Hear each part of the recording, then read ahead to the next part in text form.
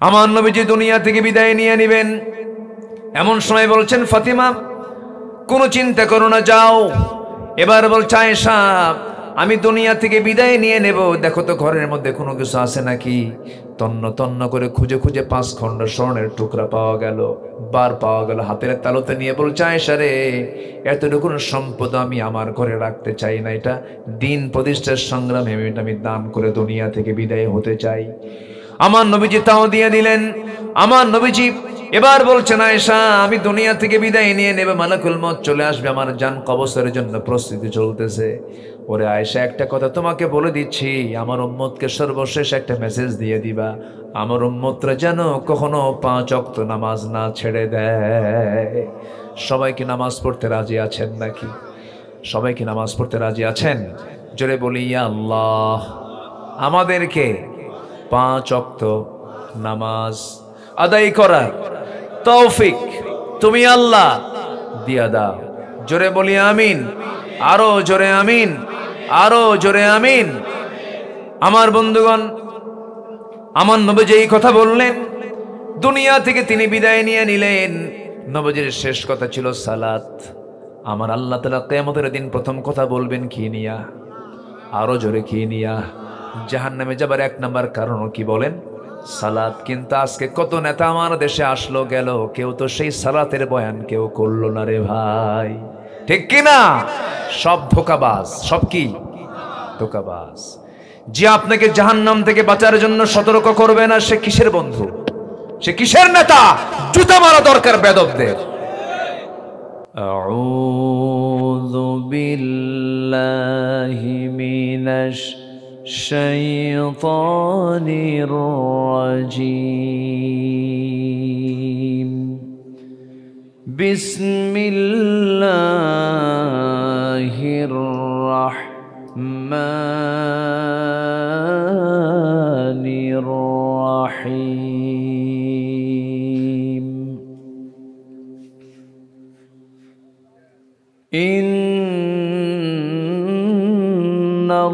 ইন্নাল্লাহা লা ইয়াগফিরু আন ইউশরাকা বিহি ওয়া ইয়াগফিরু মা দুনা যালিক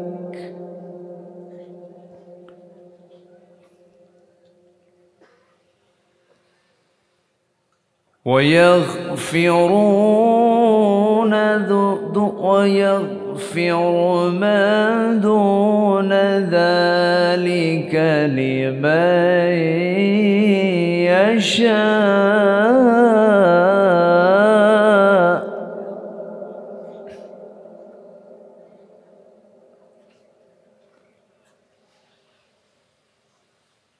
ويغفر ما دون ذلك لمن يشاء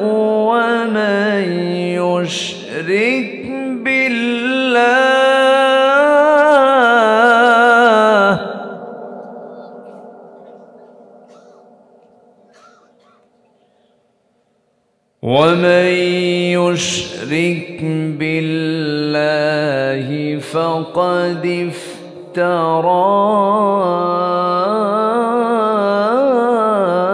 إثما عظيما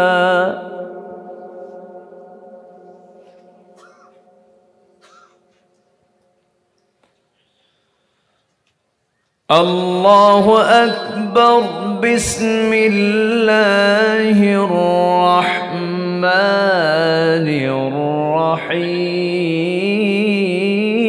الرحيم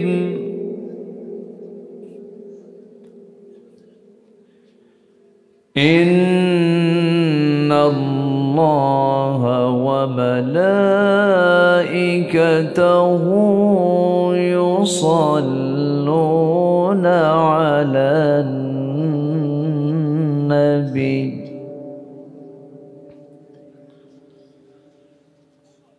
يا أيها الذين آمنوا صلوا عليه وسلموا وسلموا تسليما اللهم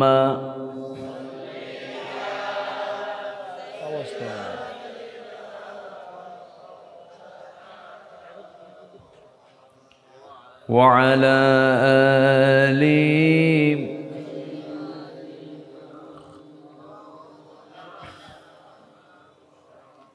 একটু মোহাব্বত দিয়ে নবীর প্রেমে মাতোয়ারা হয়ে জবান খুলে আওয়াজ দে সবাই বলুন আল্লাহুম্মা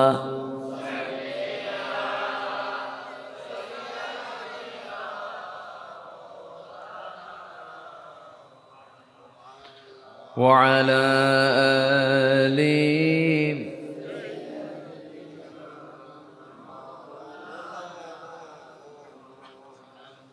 সবাই বলুন বালাগাল উলা বিকামালিহি কাশাফাত তুজা বিজামালিহি حسنت جميع خصاله صلوا مشرق حب محمد مطلع دیوان ما مطلع خورشید سقاس سینه سوزان ما بلغ العلا بكماله كشف التجا بجماله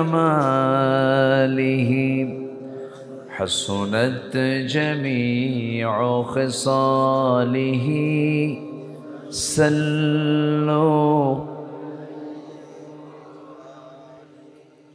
আমি কোরআনের সুর মাঝে শুনেছি যে নাম আজানের সুর মাঝেও শুনেছি সে নাম ও নাম শুনেছি আমি আমার হৃদয় হে রাসূল নবীজি তোমায়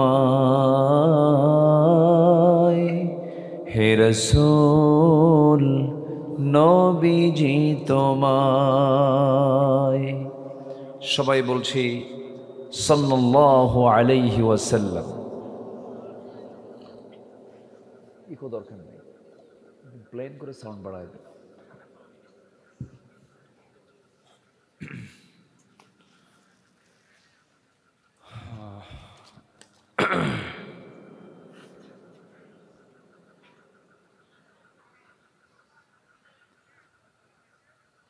চট্টগ্রাম অঞ্চলের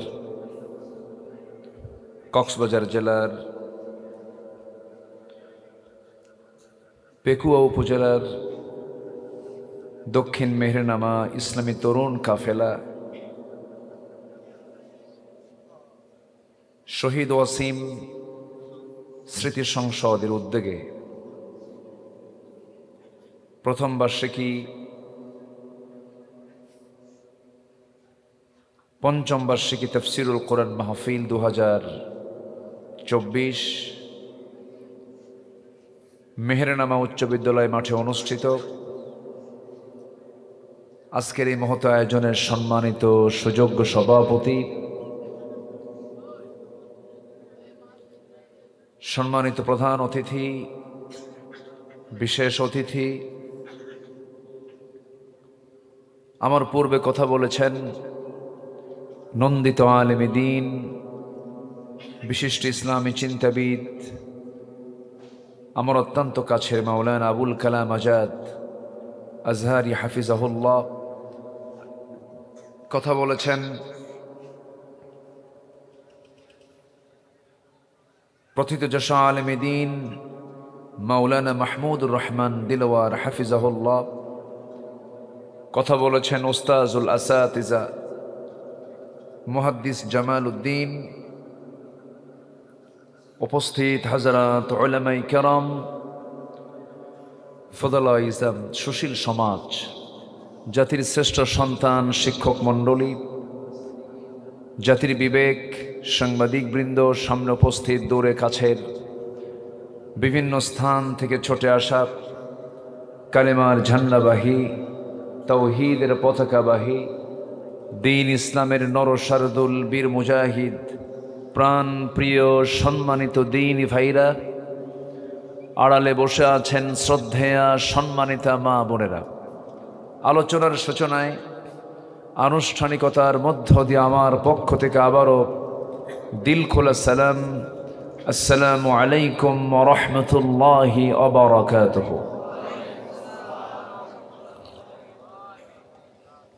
সালামের জবাব, সালামের উত্তরটি একটু দুর্বল মনে হচ্ছে। আসসালামু আলাইকুম ওয়া রাহমাতুল্লাহ। সবাই কেমন আছেন? যে আল্লাহ তাআলা আমাকে আপনার মতোই, আপনার কাতারেই, আপনার সাথেই রেখেছেন, বলছি আলহামদুলিল্লাহ। সারাদিনের সকল কাজকর্মের ইতি টেনে ক্লান্ত শ্রান্ত দেহটাকে স্বস্তি দেবার জন্য আমরা যখন ধীরে ধীরে গ্রামীণ জীবনের মানুষ আস্তে আস্তে শীতকালীন সময়ে বিছানার দিকে চলে যাব, ঠিক সেই মুহূর্তে আমরা বসে আছি কোরআনের টানে জান্নাতের বাগানে। যে মনিব আল্লাহ তাআলা আমাকে আপনাকে এমন সুন্দর আয়োজনে আসার বসার তৌফিক দিলেন, সেই মহান রবের শানে বলে উঠছি আলহামদুলিল্লাহ। আবারও বলছি আলহামদুলিল্লাহ। চিৎকার মেরে বলছি আল্লাহুম্মা ইন্নী আসআলুকা আল হুদা ওয়াত তুকা ওয়াল আফাফা ওয়াল গিনা। সবাই বলি আল্লাহুম্মা আইন্নি আলা যিকরিকা ওয়া শুকরিকা ওয়া হুসনি ইবাদাতিকা। আমরা আল্লাহ তাআলার শুকর আদায় করে নিলাম। সম্মানিত হাজিরিন, মহান রব্বুল আলামিনের দরবারে লাখ কোটি শুকরিয়া। আল্লাহ তাআলা আমাদের এই সবুজ ভূখণ্ডের জন্য একটি অনুকূল পরিবেশ তৈরি করে দিয়েছেন। বলি আলহামদুলিল্লাহ। তবে যুগে যুগে যারা এই জুলুমের পথ বেছে নিয়েছে, যারা জুলুমতন্ত্রকে প্রতিষ্ঠা করার চেষ্টা করেছে, তারা ইতিহাসের আস্থা করে নিক্ষিপ্ত হয়েছে। ইতিহাস কিন্তু তাই বলে।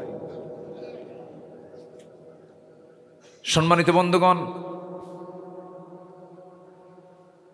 16টি বছর ধরে বিগত সময়ে দেশ যারা শাসন করেছিলেন, তারা দেশ চালিয়েছেন, নেতৃত্ব দিয়েছেন, কিন্তু তাদের নেতৃত্বের মধ্যে ছিল হলো ফ্যাসিজম, ফ্যাসিবাদী চেতনা। সম্মানিত বন্ধুগণ, এনিওয়ে কেউ চাক আর না চাক আমাকে ক্ষমতায় থাকতেই হবে, এমন চেতনা যারা লালন করবে, তাদের দ্বারা কি কল্যাণ রাষ্ট্রের কোনো আশা করা যেতে পারে? আসতে বলবেন, আশা করা যেতে পারে? আশা করা যেতে পারে না। সম্মানিত ভাইয়েরা, আমরা ভেবেছিলাম যুবকরা মনে হয় মাদকাসক্ত হয়ে পড়েছে, ডিভাইস আসক্ত হয়ে পড়েছে, নেশাক্রান্ত হয়ে পড়েছে, মনে হয় যুব সমাজ শেষ হয়ে গেছে। কিন্তু যুব সমাজ জাতি মাতাল, তালে ঠিক ছিল। কি করলো তারা? কি দেখিয়ে দিল তারা? গণভবনের বাসিন্দাকে টাইম দিয়েছে মাত্র 45 মিনিট। সম্মানিত বন্ধুগণ, রক্ত ঝরেছে গোটা দেশে, আপনারা ধন্য। আমি তো একটু আবেগ আপ্লুত হয়ে পড়ে যাচ্ছি। পৃথিবীতে সবচাইতে বড় বোঝা হলো বাবার পিঠে যদি সন্তানের লাশ যদি ওঠে। মঞ্চে বসে আছেন এমন একজন ভাগ্যবান পিতা যার রক্ত রাজপথে পড়েছে, যার রক্ত জুলুমতন্ত্র থেকে বাঁচার জন্য উৎসাহ জুগিয়েছে। সম্মানিত ভাইয়েরা, আমরা প্রথমেই তার জন্য দোয়া করি। 18 কোটি মানুষের এই জিম্মি দশা থেকে বাঁচার জন্য যে রাজপথে জীবন দিল, আল্লাহ তুমি তার এই মৃত্যুকে শহীদ মৌত হিসেবে তুমি আল্লাহ কবুল করে নাও। জোরে বলি আল্লাহুম্মা আমিন। এবং তার পরিবার, তার বাবা এখানে বসে আছেন, শহীদ অসীম। আবু সাইদের মৃত্যুর পরই চট্টগ্রাম এই অঞ্চলে প্রথম রক্ত ঝরেছে, জীবনটা দিয়েছে শহীদ অসীমের বাবা এখানে বসে আছেন। সম্মানিত ভাইয়েরা, সম্মানিত বন্ধুগণ, আমরা কিন্তু জানতাম না আয়নাঘর কি জিনিস, আমরা জানতাম না। কিন্তু আয়নাঘর কত লোমহর্ষক কাহিনী এর মধ্যে লুকানো আছে, যা প্রকাশ পেয়েছে 5 অগাস্টের পরের থেকে, ঠিক কিনা বলেন?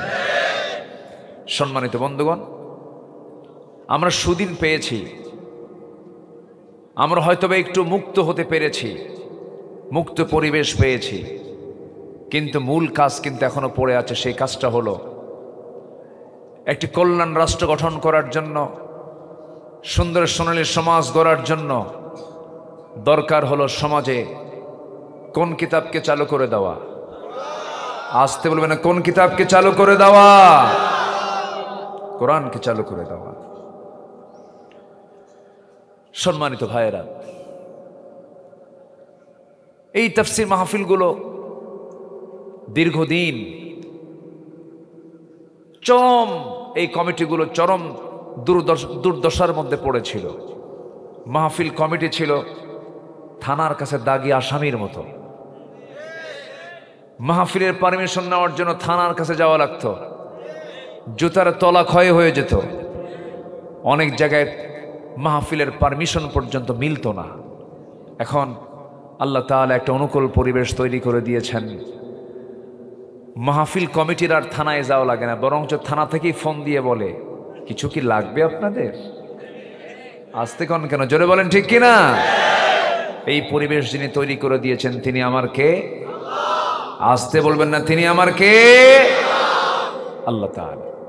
সুযোগ বারবার আসে না, এই সুযোগকে আমরা কাজে লাগাবো। জোরে বলি ইনশাআল্লাহ, আর জোরে বলি ইনশাআল্লাহ। শুনতে এসেছে কি আমরা? বলেন শুনতে এসেছে কি?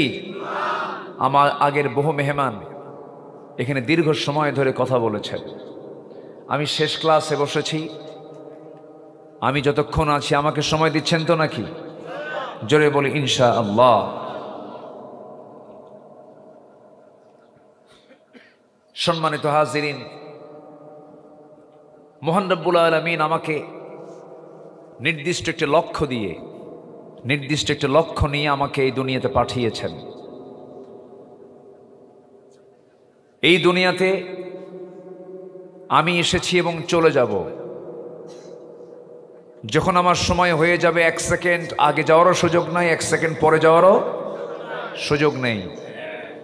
কিন্তু আমি যে চলে যাচ্ছি, আমি যে ফিরে যাব আল্লাহর কাছে, সবচাইতে বড় বিষয় হলো আমি কি নিয়ে যাচ্ছি। আমার আমল নামা তো অবশ্যই জমা হবে, কিন্তু আমল নামা হলো 2 প্রকার। একটা ডান হাতের আমল নামা, আর একটা কোন হাতের আমল নামা? আমরা কোন হাতের আমল নামা নিতে চাই?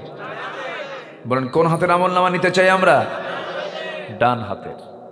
ডান হাতের যদি আমল নামা নিতে চাই, তাহলে আল্লাহর কিছু পছন্দনীয় কাজ আমাকে করতে হবে, এবং আল্লাহর কিছু অপছন্দনীয়, অগ্রহণযোগ্য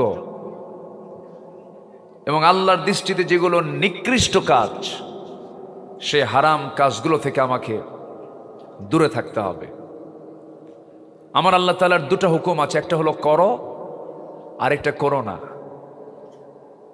আল্লাহ তাআলার একটা আদেশ আছে, আরেকটা কি নিষেধ আছে। আমরা আদেশকে মানব, নিষেধকে প্রত্যাখ্যান করব, জান্নাত ইজি হয়ে যাবে। জোরে বলি ইনশাআল্লাহ, জোরে বলি ইনশাআল্লাহ।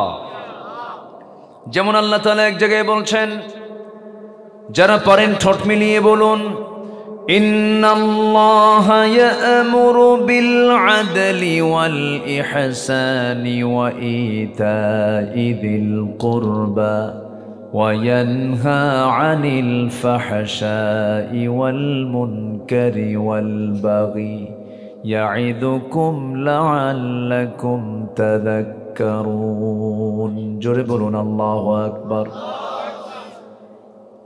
আল্লাহ রাব্বুল আলামিন তিনটা কাজের আদেশ দিয়েছেন, এই জায়গায় তিনটা কাজের নিষেধ করেছেন। আবার আরেক জায়গায় বলছেন, লা তাকুলুর রিবা আযআফাম মুযাআফা, তোমরা সুদটাকে চক্রাকারে সুদের কারবার করতে যেও না। আরেক জায়গায় বলছেন, আহাল্লাল্লাহুল বাই'a ওয়া হাররামার রিবা, আল্লাহ ব্যবসাকে হালাল করেছেন আর সুদকে করে দিয়েছেন কি, আরো জোরে বলেন কি, হারাম করে দিয়েছেন। আল্লাহ রাব্বুল আলামিন আরেক জায়গায় বলছেন, ইন্নামাল খামরু ওয়াল মাইসিরু ওয়াল আনসাবু ওয়াল আজলামু রিজসুম মিন আমালিশ শাইতান ফাজতানিবুহু। জোরে বলুন আল্লাহু আকবার। মদ, জুয়া, এই সমস্ত কারবারগুলো হলো শয়তানের কাজ। এগুলো থেকে তোমরা নিজেকে বিরত রাখো, নিজেকে গুটিয়ে রাখো, এই সমস্ত হারাম কাজের দিকে যেও না। এরকম করে মহান রব্বুল আলামিন কোরআনে কারীমের বহু জায়গায় আদেশ করেছেন, নিষেধগুলো করেছেন। এগুলোকে আমরা যদি ফলো করতে পারি, মেনে চলতে পারি, এই দুনিয়াতে আসার মূল লক্ষ্য হলো অন্য কিছু নয়। যারা পারেন ঠোঁট মিলে আমার সঙ্গে বলুন, আমারা আল্লাহ তা'বুদু ইল্লা ইয়্যাহু যালিকাদ দীনুল কাইয়্যিম। আর এই জায়গায় আসছে, ওয়ামা খালাকাতুল জিন্না ওয়াল ইনসা ইল্লা লিয়া'বুদুন। জোরে বলুন আল্লাহু আকবার। এই দুনিয়াতে আমি মানুষকে সৃষ্টি করেছি, একটা লক্ষ্যে দুনিয়াতে বান্দাকে পাঠিয়েছে, সেটা হলো বান্দা কারো গোলামি করবে না, বান্দা কারো ইবাদত করবে না, ইবাদত করবে একমাত্র কেবলমাত্র শুধুমাত্র কার গোলামি করবে? আল্লাহর গোলামি করবে। আল্লাহর গোলামির জন্যই বান্দাকে আমি দুনিয়াতে পাঠিয়েছি।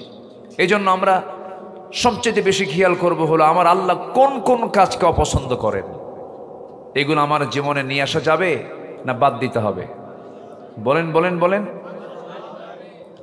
নিয়ে রাখা যাবে না বাদ দিতে হবে? বাদ দিতে হবে। আসুন সেই তালিকার দিকে আস্তে আস্তে যাই। কোরআনের আলোকে মোটামুটি আল্লাহ তাআলার কাছে অপছন্দনীয় কাজ আছে মোটামুটি 17টা পয়েন্ট, 17টি অপকর্মের একটা তথ্য আমি আজকে দিতে চাই। যদি কোনো বান্দা এই 17টি অপকর্ম থেকে নিজকে গুটিয়ে রাখতে পারে, বান্দার জান্নাতে যেতে কোনো বাধা হবে না। একটু জোরে বলি সুবহানাল্লাহ, একটু জোরে বলি সুবহানাল্লাহ। সবাই জান্নাতে যেতে রাজি আছি তো? জান্নাতে যেতে কারো তো মানা নাই, নামাজ পড়ি আর না পড়ি,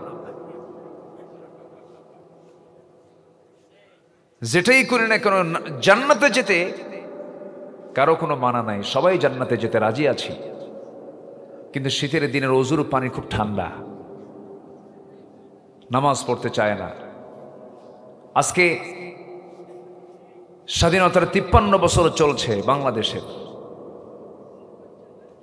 দেশে বহু শাসক এসেছেন, চলে গেছেন। এই 53 বছরের ফলাফল কি হলো? আমার দেশের 18 কোটি মুসলমান আজকে 5% মাত্র নামাজ পড়ে। কয় পার্সেন্ট? 5% মুসলমান নামাজ পড়ে। আর বাকি 95% মুসলমানের নামাজেরই খবর নাই, বাকি কাজ তো পড়েই থাকে। দেশে কি ওয়াজ কম হয়? আসতে কয় ওয়াজ কি কম হয়? ওয়াজ তো ভালোই হয়। মসজিদ কমছে না বাড়ছে? মাদ্রাসা কমেছে না বেড়েছে? মাদ্রাসাও বাড়লো, মসজিদও বাড়লো, ওয়াজ মাহফিলও বাড়লো। ফলাফল কি? সুদের পরিমাণ কমছে না বাড়ছে? জেনার পরিমাণ, আকাম কুকাম, অসামাজিক কাজ কমছে না বাড়ছে? বাড়ছে। আমার বন্ধুগণ, এই যে অপকর্মগুলো আমরা সমাজে অবলোকন করছি, আমার চোখের সামনে সুদের কারবার চলে, আমার চোখের সামনে জেনার কারবার চলে, আমার চোখের সামনে বেহায়াপনাগুলো চলছে, হারাম অপকর্মগুলো আমার চোখের সামনে আমরা দেখতেছি।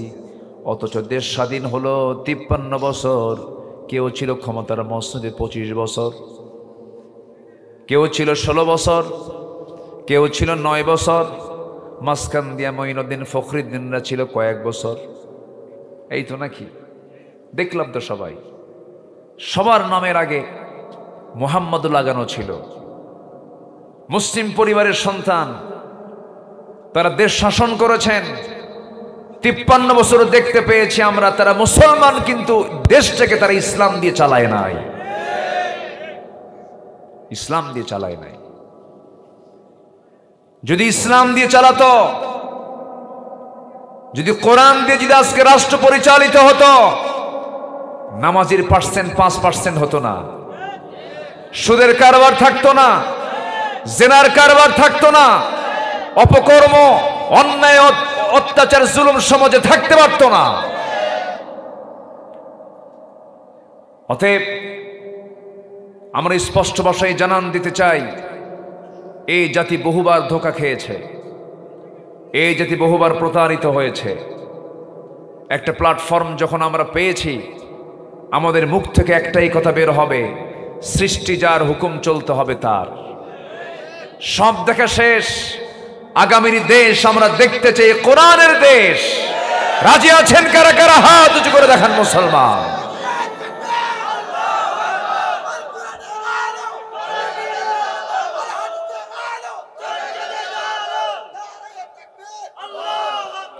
আল্লাহ কবুল করুন।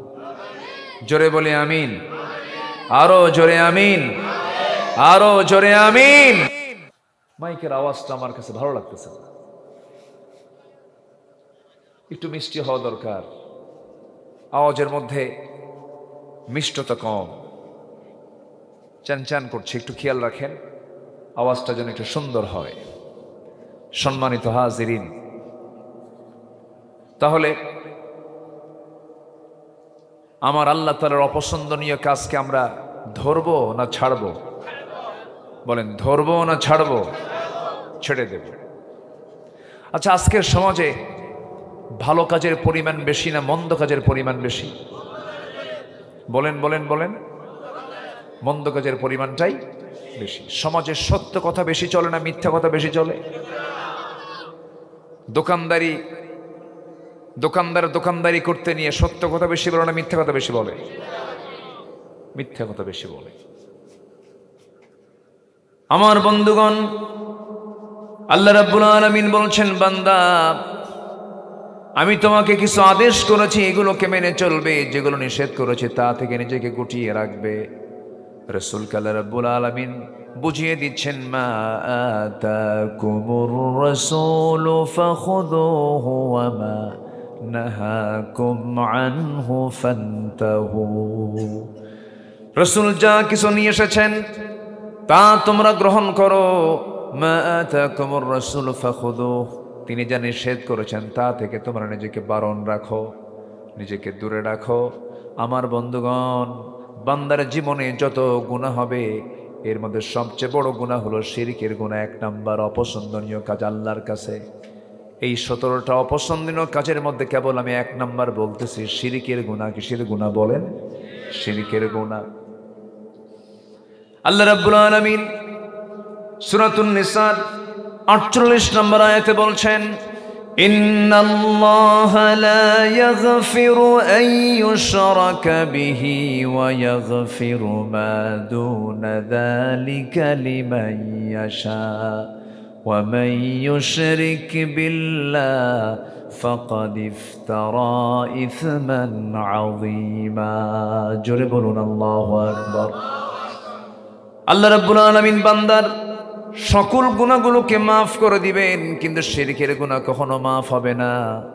ومن يشرك بالله فقد حرم الله عليه الجنة যে ব্যক্তি শিরিক করবে তার জন্য জান্নাতটা হারাম হয়ে যাবে, তার জন্য জান্নাতটা বাজেয়াপ্ত হয়ে যাবে, সে জান্নাতের গন্ধ কখনো পাবে না। এই জন্য আমার বন্ধুগণ, কিছু কিছু গুনার ক্লাস আছে, দুনিয়ার জিন্দেগিতেও কিছু কিছু ভুল আছে। আপনি কাউকে থাপ্পড় মেরেছেন, আপনার ফাঁসি হবে না, কিন্তু আপনি একজনকে গুলি করে মেরে ফেলে দিয়েছেন। দুই অপরাধ কি একরকম নাকি? দুই অপরাধের শাস্তি কি একরকম না দুই রকম? দুই রকম। বান্দার ভুল হতেই পারে, বান্দা ভুল করতেই পারে, কিন্তু কিছু কিছু গুনাহ আছে যে গুনার মাফ হবে না। এর মধ্যে অন্যতম হলো শিরকের গুনাহ। শিরিকটা কি? শিরিক এমন একটি গুনার নাম, বান্দা নিজেও টের পায় না আমি কখন শিরিক করে ফেলেছি। পিঁপড়া হাঁটলে যেমন পিঁপড়ার হাঁটার আওয়াজ কানে যায় না, বান্দা যখন শিরিক করে বান্দা নিজে অনেক সময় টের পায় না। মাস্টার্স পাস করেছে, পড়াশোনা সম্পূর্ণ হয়ে গেছে, বিসিএস পরীক্ষায় চান্স হয় নাই, ভাইবা হয় নাই, রিটেন হয় নাই, হতাশ চিত্ততা নিয়ে এক সময় বলি ফেলে, আল্লাহ কি করে খাবো, আমি তো শেষ হয়ে গেলাম, কেমন করে চলবো, কেমন করে খাবো, কেমন করে আমি ঘুরবো ফিরবো। এই যে হতাশা, কে আমাকে দেখবে, কে আমাকে চালাবে, এই যে কথার মধ্যে তার যে অনেকগুলো কথা বের হয়ে গেছে, এর মধ্যে শিরকের কিছু গন্ধ আছে না নাই? আসতে বলবেন না, আছে না নাই? আল্লাহ নিজে বলে দিচ্ছেন, ওয়া মাইয়াতাওয়াক্কাল আলাল্লাহ ফাহুয়া হাসবুহ। যে ব্যক্তি আল্লাহর প্রতি জীবনের সকল জায়গায় ভরসা রাখবে, তার জন্য কাউকে দরকার হবে না, তার জন্য আমি আল্লাহ নিজে যথেষ্ট। জোরে বলেন সুবহানাল্লাহ। কার কথা? পৃথিবীতে মানুষ ছাড়া কোনো প্রাণীর কোনো খাদ্য গুদাম আছে নাকি? আছে? নাই। শুধু পিঁপড়া ছাড়া একটা প্রাণী আছে, পিঁপড়া। শুধু পিঁপড়াটা কিছু খাবার মজুদ করে, এছাড়া পৃথিবীতে কোনো প্রাণীর খাদ্য গুদাম নাই। কোন প্রাণী কি না খেয়ে মারা যায়? মানুষ আসতে কয়, মানুষ মারা যাচ্ছে না? ফিলিস্তিন, বর্তমান দুনিয়া, আধুনিক দুনিয়াতেও মানুষ না খেয়ে মারা যাচ্ছে। মানুষ না খেয়ে মারা যাচ্ছে। এটা খাদ্যের ঘাটতির কারণে নয়, বন্টনের দুর্নীতির জন্য। ঠিক কি না? বন্টনের দুর্নীতির জন্য। খাদ্যের সংকট নাই, বন্টনের সংকট। কিসের সংকট বলেন তো? ঠিক আছে, বন্টনের সংকট। সম্মানিত ভাইয়েরা, সম্মানিত বন্ধুগণ, আজকের আধুনিক দুনিয়াতে এমনও দেশ আছে মাসের পরে মাস খাবার নাই, পানি নাই। ফিলিস্তিনের ছোট্ট ছোট্ট বাচ্চাগুলো বাপ হারিয়েছে, মা হারিয়েছে, ঘর বাড়ি বোম্বিং করে উড়াইয়া দিয়েছে। সেই ছোট্ট ছোট্ট বাচ্চাগুলো খোলা আকাশের নিচে দাঁড়িয়ে আকাশের দিকে তাকিয়ে বলে, আকাশের মালিক, শুনলাম গোটা দুনিয়াতে নাকি প্রায় 200 কোটি মুসলমান, আজকে আমাদের পেটে কোনো খাবার নাই, আমরা আজকে না খেয়ে আছি। কই পৃথিবীর কোন মুসলমান তো আমাদের সাহায্যে আমাদের পাশে দাঁড়ায় আসে না, দাঁড়াচ্ছে না। আল্লাহ তোমার আদালতে তাদের বিরুদ্ধে মামলা দিলাম, কি জবাব দিবেন আপনি? সম্মানিত ভাইয়েরা, পৃথিবীর কোন প্রাণী না খেয়ে থাকে না। জলভাগের সেই প্রশান্তের তলদেশে কোন প্রাণী, ছোট্ট ছোট্ট প্রাণীগুলো, এগুলো খাবারের দায়িত্ব নিয়েছেন তিনি কে? এগুলো প্রাণীকে কে খাওয়ান? আল্লাহ খাওয়ান। উড়ন্ত পাখিগুলো, কোনো খাদ্য গুদাম নাই, কেউ না খেয়ে থাকে না। কিন্তু মানুষের মধ্যে এত প্রবলেম কেন? মানুষ তো খাদ্য গুদামও বানিয়েছি, খাদ্যের খাদ্যের মজুদও করে থাকে, এরপরও মানুষের এত সংকট কেন? এটার মূল কারণ হলো কোন প্রাণী আল্লাহর আনুগত্যের বাইরে কেউ চলে না। আল্লাহ রাব্বুল আলামিন বলেন, ওয়ালাহু আসলামা মান ফিস সামাওয়াতি ওয়াল আরদ তাওআন ওয়া কারহা। আসমান জমিনে যত প্রাণী আছে সমস্ত প্রাণীগুলো ইচ্ছাই হোক অনিচ্ছাই হোক আল্লাহর কাছে তারা সারেন্ডার করছে, আত্মসমর্পণ করছে। কিন্তু সবচেয়ে বড় প্রবলেম হলো বান্দার ভিতরে।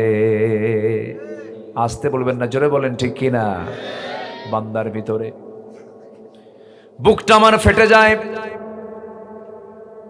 এতগুলো মানুষ আমার দেশের মুসলমান, বিশ্বের অনেক দেশ সফর করেছে।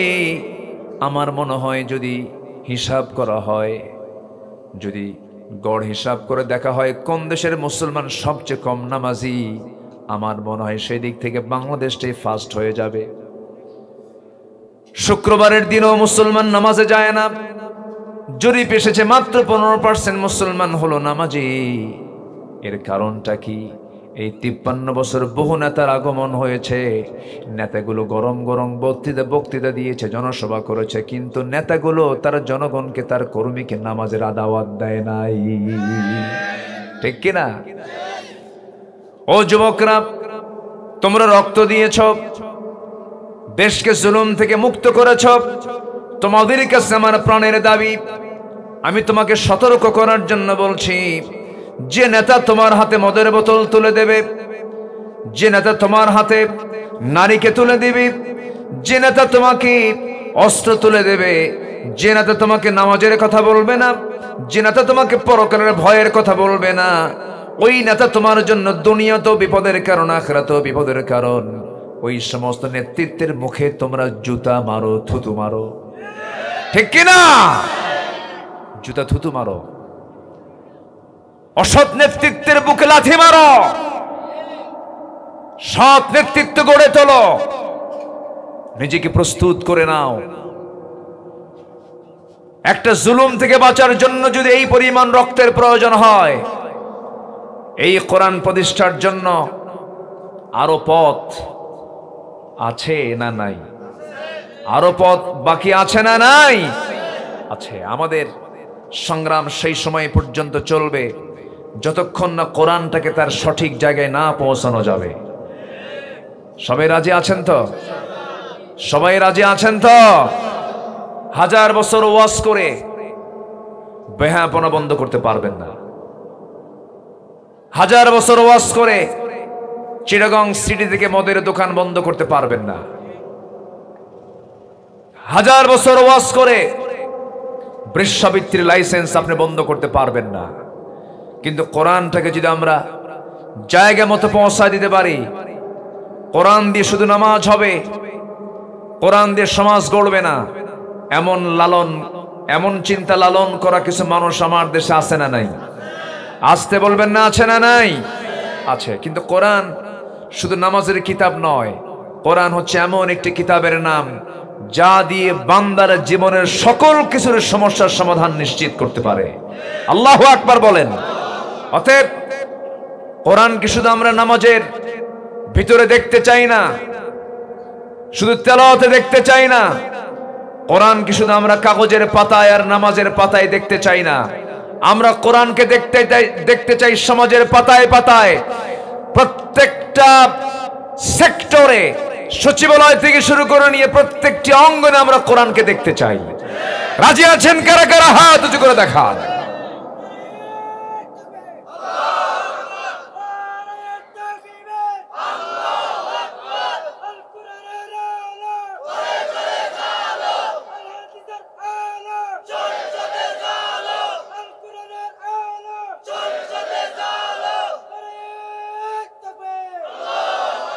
আল্লাহ কবুল করুন। জোরে বলি আমিন। আরো জোরে আমিন। ধোঁকা তো আমরা কম খেলাম না, অনেক ধোঁকা খেয়েছি। এই 53 বছরে যে বৈদেশিক সাহায্য আমার দেশে এসেছে, এর 75% চলে গেছে নেতাদের পকেটে, কোনো কাজ হয়নি। যা ছিল দেশের সম্পদ, এই 16 বছরে 18 লক্ষ কোটি টাকা দেশের ঋণ রেখে ওরা নিজেদের পকেট ভরাইছে, 11 লক্ষ কোটি টাকা দেশ থেকে পাচার করেছে। আমরা সুন্দর করে সাজাতে চাই দেশটাকে, অন্য কিছু দিয়ে নয়। আমরা কারো বাবার আদর্শ প্রতিষ্ঠা করতে চাই না, আমরা কারো স্বামীর আদর্শ প্রতিষ্ঠা করতে চাই না।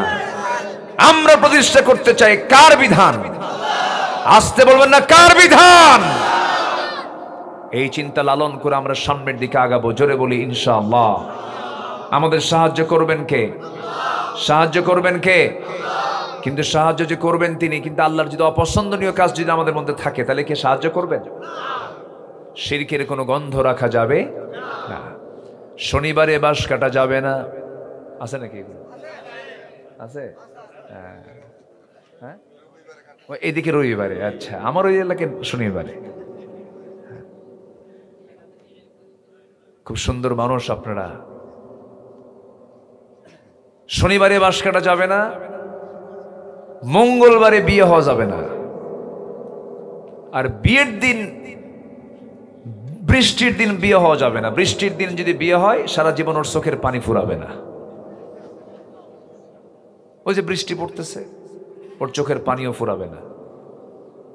এরপরে এরকম শিরকের কথা এরকম বহু আছে না নাই বলেন তো? আচ্ছা, সম্মানিত বন্ধুগণ, শিরক এটা মারাত্মক গুনাহ। আমার দেশের একটা বিশাল অংশ মাজার দেখলেই মাথা খারাপ হয়ে যায়। আছে নাকি? আছে না নাই বলেন তো? আচ্ছা, চিটাগাংয়ের দিকে কিন্তু আরো বেশি। শুধু মাজার দেখা মাত্র ওদের মাথা গরম।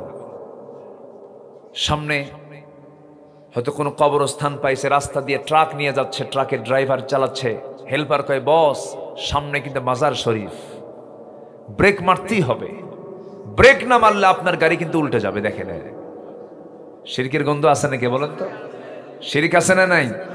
আচ্ছা, বস ব্রেক মারেন, ব্রেক মারলো, কসকসে 100 টাকার একখান নোট, সামনে কি রাখে ওটা? বক্স আছে, দান বাক্স। দান বাক্সের মধ্যে দিয়ে বলল, বাবা বিপদ থেকে বাঁচাইয়া দিও। বিপদ থেকে বাঁচাবেন বাবা না আল্লাহ? আসতে বলে বাবা না আল্লাহ?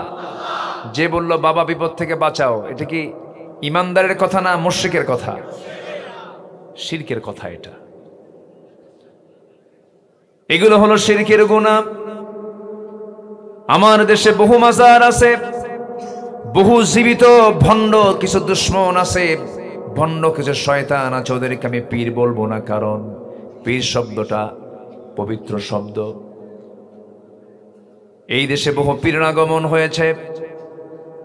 শাহজালাল ইয়ামিনী, শাহপরান, শাহ মাকদুম, খান জাহান আলী, এই যে বড় বড় আল্লাহর অলিগণ এই জমিনে সবুজ ভূখণ্ডে এসেছেন, তাদের মাধ্যম দিয়ে আমরা ইসলাম পেয়েছি। তাদের ত্যাগ, তাদের কোরবানি কোথায় ছিলেন? ইয়েমেন থেকে এসেছেন দেশে, রাশিয়া থেকে এসেছেন, গোটা পৃথিবীর কত দূর থেকে সব কিছু ছেড়ে দিয়ে হিজরত করে তারা দিন প্রচারের জন্য এসেছেন। আজমির শরীফে শুয়ে আছেন খাজা মঈনুদ্দিন চিশতি রহমতুল্লাহ আলাই। রাজা পৃথ্বীরাজের বিরুদ্ধে মোকাবেলা করেছেন।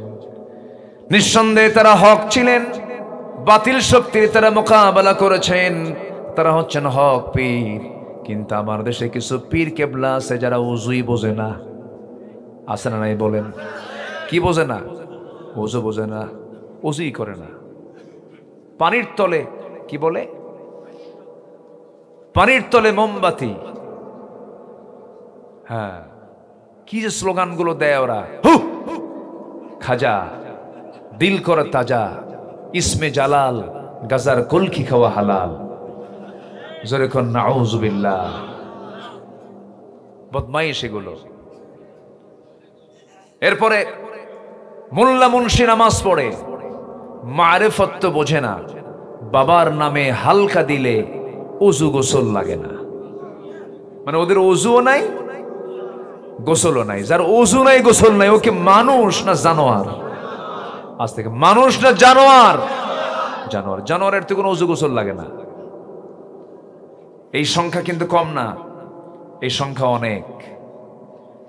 এগুলোকে প্রমোট করার জন্য কিছু ভণ্ড, কিছু বদমাইশ আয়াত ছাড়া হাদিস ছাড়া মনে যা আসে তাই কথা বলতো। এই 15 বছর 16 বছর এই তাফসীর মাহফিলের এই প্ল্যাটফর্মগুলোকে তারা নষ্ট করে দিয়েছিল। আমরা সতর্ক থাকব, অযাচিত কোরআন সুন্নাহ নাই এমন কোন আলোচনা আমরা মঞ্চে শুনতে চাই না। আসতে বলবেন না, জোরে বলুন ঠিক কিনা, এটা খেয়াল রাখতে হবে। আমার বন্ধুগণ, শিরকের কোনো গুনাহ করা যাবে না। আরেকটা শিরক হলো চিন্তাগত শিরক। আমার দেশে বহু মুসলমান আছে এমনটা বিশ্বাস করে নেয়, তারা বলে আমি নামাজ পড়বো আল্লাহর নিয়মে, রোজা রাখবো আল্লাহর নিয়মে, হজ করবো আল্লাহর নিয়মে, আমি আমার ব্যক্তিগত আমল দান সদকাগুলো করবো আল্লাহর নিয়মে, সমাজ আল্লাহর নিয়মে চালাবো না, দেশ সমাজ রাষ্ট্রগুলো দুনিয়ার নিয়মে চলবে। এই চিন্তা চেতনার কিছু মানুষ বুঝি বাংলাদেশে নাই। আসতে বলবেন না, আছে না নাই? আছে। তারা লালন করে যেটাই ধর্ম ধর্মের জায়গায় থাকবে, রাষ্ট্র রাষ্ট্রের জায়গায় থাকবে না। না, রাষ্ট্রের জায়গায় ধর্ম থাকবে না, ধর্মের জায়গায় রাষ্ট্র থাকবে না, তা হবে না। বরঞ্চ রাষ্ট্র আছে যেখানে, ধর্ম আছে সেখানে, ধর্ম থাকবে সেখানে, রাষ্ট্র থাকবে যেখানে। দুটোকে পৃথক করার কোনো সুযোগ নাই। যেই দিন থেকে রাষ্ট্র থেকে দিনকে সরানো হয়েছে সেদিন থেকে স্বৈরাচারী শুরু হয়ে গেছে। আমার বন্ধুগণ, আমার ভাইরা, আমরা নামাজ যেমন আল্লাহর নিয়ম কানুন দিয়ে আমরা পড়ি, নামাজের মধ্যে কোনো নিয়ম ভঙ্গ হলে নামাজ কবুল হবে না। ঠিক তেমনি সমাজ চালাতে নিয়ে, রাষ্ট্র চালাতে নিয়ে আল্লাহর নির্দিষ্ট বিধান আছে না নাই? বলেন। আসতে বলবেন না, আছে না নাই? কিন্তু সেই বিধানকে যারা লঙ্ঘন করবে, সে আইন কানুনকে যারা না মেনে শুধু ব্যক্তিগত জীবনে ইসলামকে মানতে চায় কিন্তু রাষ্ট্রীয় জীবনে ইসলামকে মানতে চায় না, রসুলকে দাড়িতে মানতে চায়, টুপিতে মানতে চায়, আতরে মানতে চায়, মিষ্টি খাওয়াতে মানতে চায়, কিন্তু নবী যে দিন কায়েমের জন্য যে উহুদের ময়দানে দাঁত ভেঙেছেন, রক্ত ঝরিয়েছেন, সেই দাঁত ভাঙ্গা সুন্নতকে অনেকে মানতে চায় না। আছে না নাই? কি আছে কি না বলেন? আছে।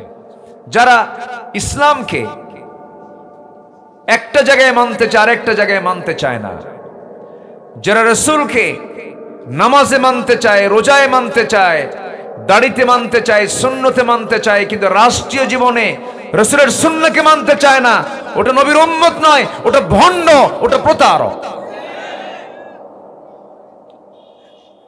ঠিক কিনা? আমার কথা কি মন খারাপ করছেন? সম্মানিত ভাইয়েরা, সম্মানিত বন্ধুগণ, আমরা শিরকের ধারে যাব না। যদি এমন চেতনা কেউ লালন করে, সে মুশরিক। আমরা আইন মানবো কার? আসতে বলবেন না, আইন মানবো কার? এক জায়গায় না, সব জায়গায়। সব জায়গায় আমার আল্লাহর আইন মানতে হবে। একটু জিকির করি, লা ইলাহা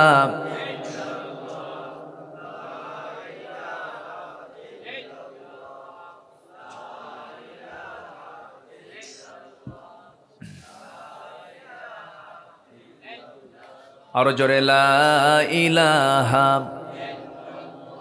আরো জোরে, লা ইলাহা, লা ইলাহা ইল্লাল্লাহু মুহাম্মাদুর রাসূলুল্লাহ সাল্লাল্লাহু আলাইহি ওয়াসাল্লাম। আল্লাহর অপছন্দনীয় কাজ যেন আমি কয়টা বলেছি বলেন তো? মনে আছে আপনাদের? কয়টা বলেছি? এই লোকগুলো ওঠে কেন? আমি কি শেষ করে দেব নাকি? তো ওঠেন কেন?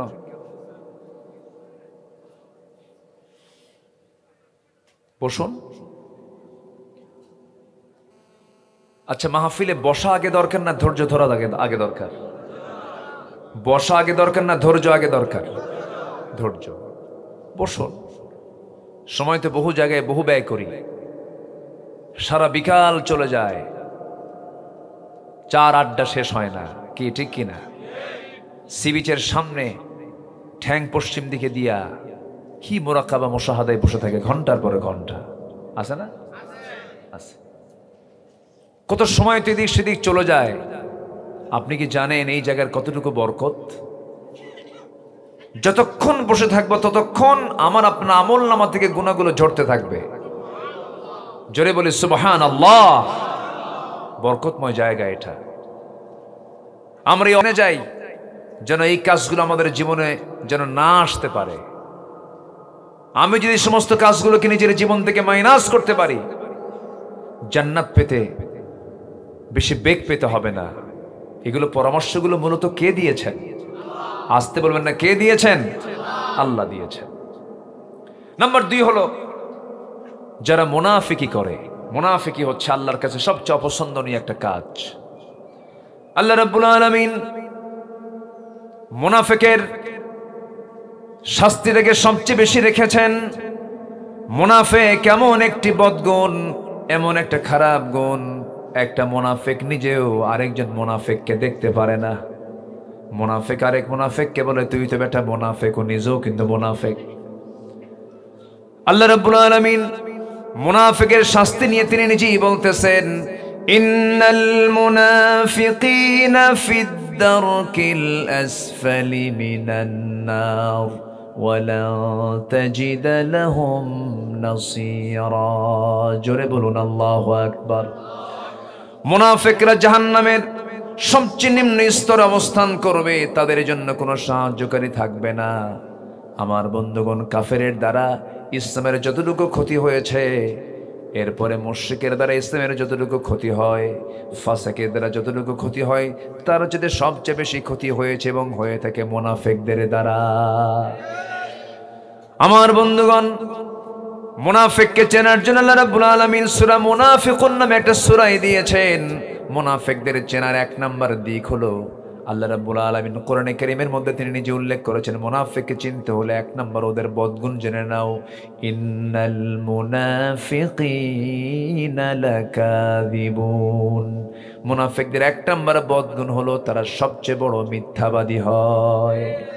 এখন বলুন, যারা মিথ্যা কথা বলে তাদের আল্লাহ তাআলা কি বলেছেন বলেন? আস্তে করে কি বলেছেন? কি বলেছেন? কি বলেছেন? এটা আমার ফতুয়া না আল্লাহর ফতুয়া। ইন্নাল মুনাফিকিনা লাকাযিবুন। যারা মুনাফিক তারা মিথ্যাবাদী হয়।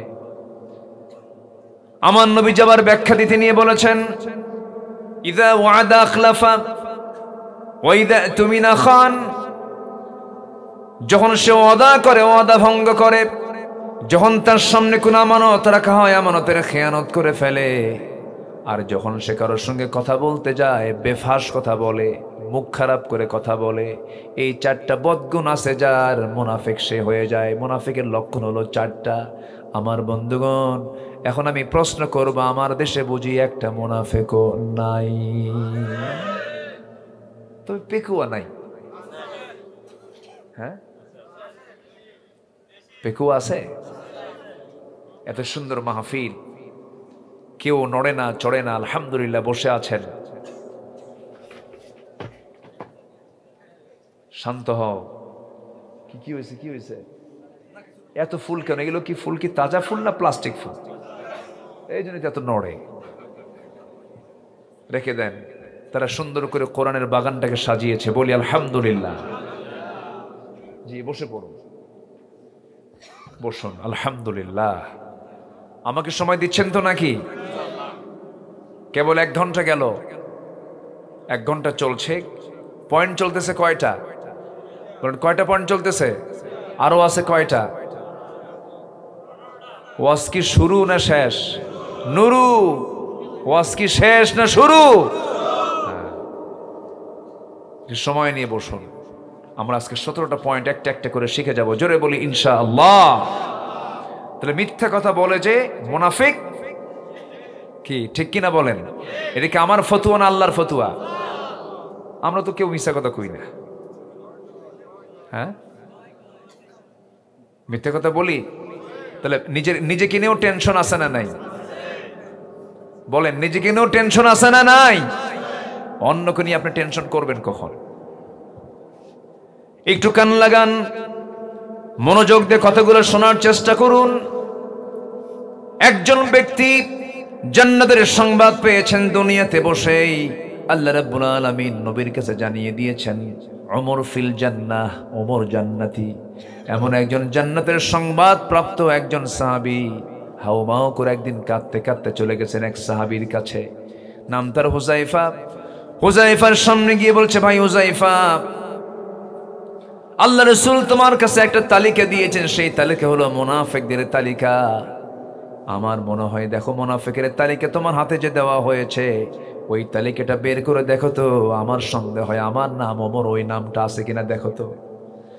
হুযায়ফা বলছেন, ভাই ওমর আপনি কি পাগল হয়েছেন নাকি? আপনার ব্যাপারে তো ঘোষণা হয়ে গেছে আপনি জান্নাতি। কিন্তু আমার ফারুক বলেন, শোনো হুযায়ফা, আমার মন বলছে আমি মনে হয় মুনাফিকের কাতারে চলে গেলাম কিনা। ওমরের মতো মানুষ যদি এমনটা সন্দিহান হন, এমনটা পেরেশান হন, আমার বন্ধুগণ আমরাও দুনিয়া থেকে বিদায় হয়ে যাব, এই পেরেশানি সবার মধ্যে থাকার দরকার আছে না নাই? সাইয়্যিদিনা হামজা রাদিয়াল্লাহু তাআলা আনহু বাড়ি থেকে একদিন দৌড় মেরে মেরে রাস্তা দিয়ে যাচ্ছেন আর বলছেন, না ফাকা হামজালা, না ফাকা হামজালা, হামজালা মুনাফিক হয়ে গেছে, মুনাফিক হয়ে গেছে। একজন সাহাবী বলছেন, হামজালা তোমার কি হয়েছে বলো? হামজালা বলছে, আমি মনে হয় মুনাফিক হয়ে গেছি। নবীর কাছ পর্যন্ত পৌঁছে বলছেন, ইয়া রাসূলুল্লাহ আমি বুঝি মুনাফিক হয়ে গেছি। রাসূল বলছেন, কেন কি হয়েছে? আপনার সামনে বসে থাকলে পরে দুনিয়ার কথা ভুলে যায়, কিন্তু আপনার কাছ থেকে একটু দূরে চলে গেলে পরে দুনিয়ার কথা মনে হয়ে যায়। আমার মন বলছে আমি বুঝি মুনাফিক হয়ে গেছি। রাসূল বললেন, না রে না হামজালা, মুনাফিক হও নাই। বিয়ে করা আমার সুন্নাহ, পরিবার চালানো আমার সুন্নাহ, সন্তানের মুখে খাবার দেওয়া আমার সুন্নাহ। তুমি চিন্তা করো না হামজালা, তুমি মুনাফিক হও নাই। ওই যে সাহাবীদের মধ্যে যে পেরেশানি কাজ করতো, এটাই হলো তাকওয়া। এটা কি বলেন? তাকওয়া। আমরা সর্বক্ষণের জন্য আমরা জবাবদিহি করতে হবে কার কাছে বলেন? আল্লাহর কাছে। একটা দিন পার করব আমি, মনে মনে ভাবতে হবে একটা পরীক্ষার দিন আমার চলে গেল। এই দুনিয়ার প্রত্যেকটা মুহূর্ত আমার জন্য পরীক্ষার হলের মতো। হারাম কোনো কাজে যাওয়া যাবে না, অপছন্দনীয় কোনো কাজে যাওয়া যাবে না, গর্হিত কোনো কাজে যাওয়া যাবে না। মিথ্যা কথা হঠাৎ করে মুখ থেকে বের হয়ে গেছে, সঙ্গে সঙ্গে তওবা করব কার কাছে? একটা হঠাৎ করে গীবত চর্চা মুখ থেকে বের হয়ে গেছে, ক্ষমা চাবো কার কাছে? আল্লাহর কাছে। হয়তো কোনো একটা ভুল করে ফেলেছি, সঙ্গে সঙ্গে সারেন্ডার করবো আল্লাহর কাছে আর বলবো, আল্লাহ এই জাতীয় কোনো ভুল আর জীবনে করব না। আমার বন্ধুগণ, যে বান্দার মধ্যে তওবার পরিমাণ বেশি, যে বান্দার মধ্যে ইস্তেগফারের পরিমাণ বেশি, ক্ষমার পরিমাণ বেশি, আল্লাহর কাছে ইস্তেগফার করে তওবা করে, আল্লাহ ওই বান্দাকে মাফ করার জন্য প্রস্তুতি নিয়ে নেন। জোরে বলে সুবহানাল্লাহ। মুনাফিকের কোনো লক্ষণ নিয়ে আসা যাবে না।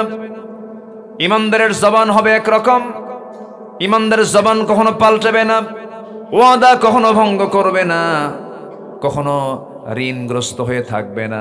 ইমানদার ঋণ মুক্ত থাকবে, ইমানদার কখনো ঋণগ্রস্ত থাকতে পারে না। আমার বন্ধুগণ, ঋণী দু প্রকার, অভাবের কারণে ঋণী হওয়া আর স্বভাবের কারণে ঋণী হওয়া। আমার দেশে অভাবে ঋণী বেশি না স্বভাবে ঋণী বেশি? বলেন বলেন বলেন বলেন। স্বভাবে ঋণী বেশি।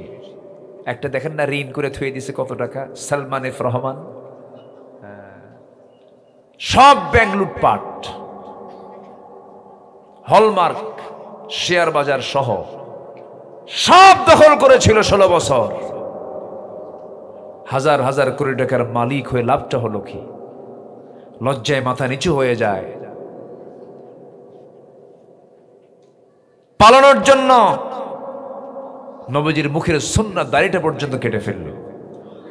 জানেন না? জানেন না? আপনারা জানেন না? দাড়ি কাটলো, মাথার সাদা চুল কালো বানালো,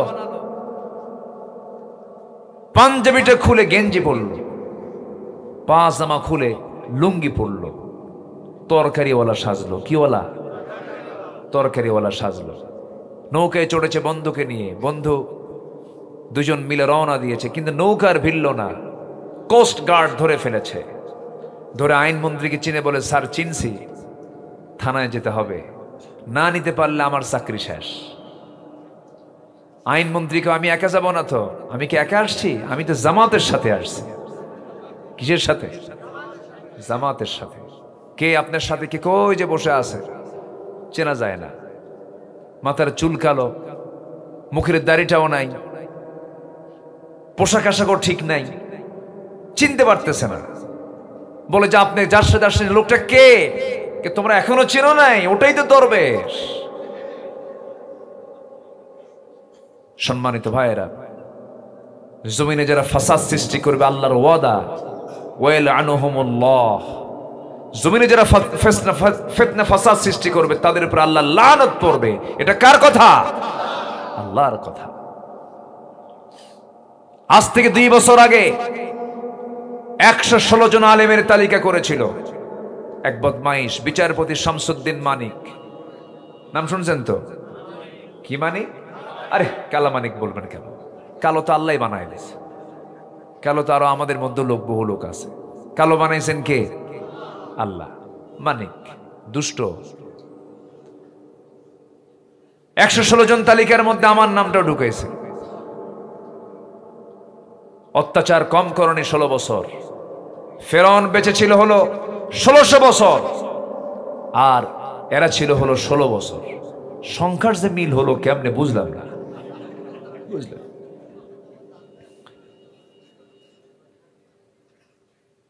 এই 16 বছর কম অত্যাচার করণী। জেলখানায় কোন অপরাধী থাকে নাই। জেলখানায় ছিল সাধারণ মানুষ বেশি না আলেম ওলামা বেশি? আলেম ওলামা। আলেমদেরকে নিয়ে যে পরিমাণ টর্চার করা হয়েছে, এই বিগত 16 বছর থাকার আগে 5 বছর যখন ছিল, 1996 সালে যখন তারা প্রথম আসে, ওই সময় আমাকে প্রথম মামলার আসামি করা হয়। এই গভর্নমেন্ট ক্ষমতায় আসার পরেও বিগত 16 বছর যে ছিল, ওই সময় আমার বিরুদ্ধে মামলা করা হয়। এই কালামানিক, আমি তো কালামানিক বলে ফেললাম, মানে নামটা ফেমাস হয়ে গেছে, তখন কি করবেন এখন? আচ্ছা, ও আমার নামে তালিকা করলো। নির্বাচনের আগ দিয়ে 2018 সালে হঠাৎ করে আমার বাড়ি ঘেরাও করে ফেলছে। ঘেরাও করে সাদা পোশাকধারী বলল যে আমরা প্রশাসনের মানুষ। এখন প্রশাসন না সন্ত্রাস আল্লাহ জানে। ধরে নিয়ে আমাকে থানায় নিয়ে গেল। মামলা খান দিয়ে বলল, হুজুর কয়েকদিন ঘুরে আসেন। জেলখানায় ঢুকায় দিল। ঢুকলাম, ঢুকে মাত্রই দেখি সামনে এক মুরব্বী, 80 থেকে 90 বছর বয়স, এক বুড়া মানুষ আমার দেখে লম্বা একখান সালাম দিয়ে বলল, হুজুর আপনি জেলখানায়? খুব খুশি হলাম। তো বললাম যে ঢুকলাম জেলখানায়, আপনি খুশি হলেন কেন? কেউ ওয়াজ শুনতে যায়, কত দূর থেকে ওয়াজ শুনি, মোসাফা করতে পারি না, কথা বলতে পারি না, তা আপনি এত সুন্দর আমার কাছে এসে ধরা দিলেন, তো এটা কি আমার দুঃখের সংবাদ না আনন্দের সংবাদ? সম্মানিত ভাইয়েরা, আমি তাকে বললাম, চাচা আপনার মামলা কি? কেউ বলে, বাবা আমার মামলা হলো বিস্ফোরক মামলা, আমি বোমা মারছি, বোমা। বলেন তো 85-90 বছরের মানুষের কি হাতের ফিটনেস থাকে? ও মারতে যাবে একদিক, উল্টো ওর গায়ের উপরে পড়বে। এই চিত্র চিত্রায়িত হয়েছে 16 বছর। সম্মানিত বন্ধুগণ, সেই বিচারপতি মানিক আলেমের তালিকা করতে গিয়েছে, 2 বছর পার হয়নি। পালানোর জন্য সে ত্রিপুরা হয়ে দিল্লি যাবে। সিলেটের মানুষ তাকে ধরে মোটামুটি আপ্যায়ন করেছে, মেহমানদারি করেছে। উত্তম মাধ্যম দিয়ে শেষ পর্যন্ত বিসি শুদ্ধ আউট করছে। সম্মানিত বন্ধুগণ, সম্মানিত ভাইয়েরা, ওরা যেমন আমাদের 16 বছর তালিকা করেছে, প্রত্যেকটি মুহূর্ত ত্রাস সৃষ্টি করেছে। আমরা সুস্পষ্ট জানান দিতে চাই, এই বাংলার সবুজ ভূখণ্ডে ইখতিয়ার উদ্দিন মোহাম্মদ বিন বখতিয়ার খলজির এই দেশে, শাহজালালের এই দেশে, শাহ মাকদুমের এই দেশে যারা নাস্তিক্য চেতনা লালন করতে চায়, যারা আল্লাহ বিরোধী, রসুল বিরোধী কোন চেতনাকে প্রমোট করতে চায়, তাদের আমাদের এখন তালিকা করার সময় হয়েছে। ঠিক কিনা বলেন? জাহাঙ্গীরনগর ইউনিভার্সিটি একটা পবিত্র শিক্ষাঙ্গন। মনে আছে কিনা আপনাদের জানা আমি জানি না, এক কুখ্যাত ছাত্র, তার নামও মানিক, 100টা নারীর জীবন ধ্বংস করে, 100 জন নারীকে ধর্ষণ করে, ছাত্রীকে ধর্ষণ করে, ধর্ষণের সেঞ্চুরি উপলক্ষে সে ক্যাম্পাসে এসে সাংবাদিক সম্মেলন করে সে মিষ্টি বিতরণ করেছে। আমাদের দাবি হলো এই সমস্ত কুলাঙ্গারদের প্রকাশ্যে ঝুলে রেখে ওদের রক্ত, মাংস, হাড়, হাড্ডি কুত্তা বিলাই দিয়ে খাওয়ানো দরকার। রাজি আছেন কারা কারা? হাত উঁচু করে দেখান মুসলমান।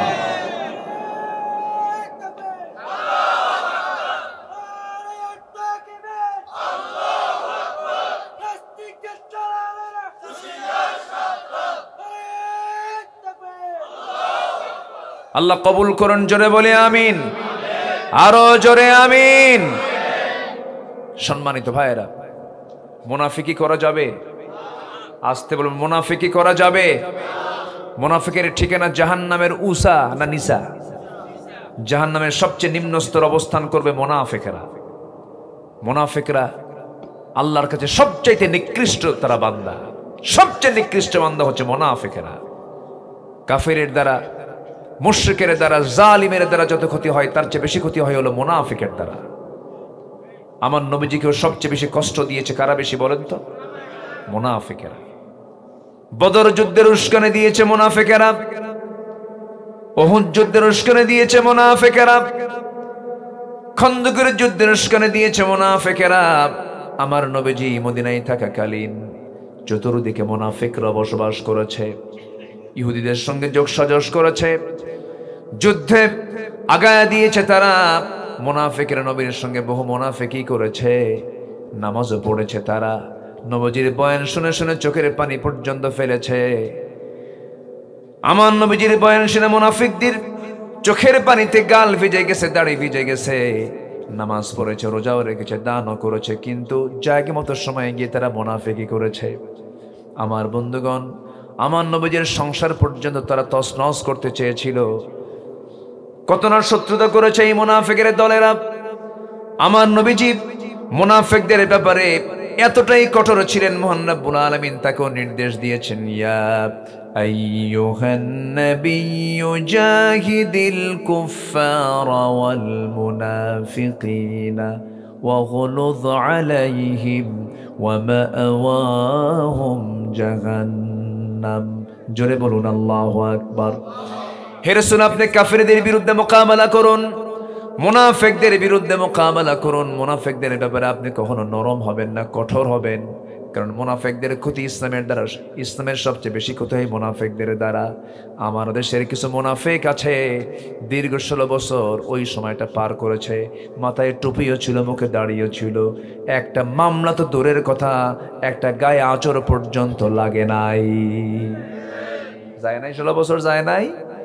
কিন্তু চোরের মায়ের, আসতে কোন চোরের মায়ের বড় গলা। আমার বন্ধুগণ, আমার নবীজির পারিবারিক জীবনের একটা কথা আমার মনে পড়ে গেল। মুনাফিকরা কত ভয়ঙ্কর দেখেন। যদিও জানা কথা, একটু বোঝানোর জন্য আবার রিপিট করছি, একটু মনোযোগ দিয়ে শুনবেন। আমার নবীজি মদিনা থেকে সাহাবায়ে কেরামকে নিয়ে কোনো একটা অভিযানে বের হলেন।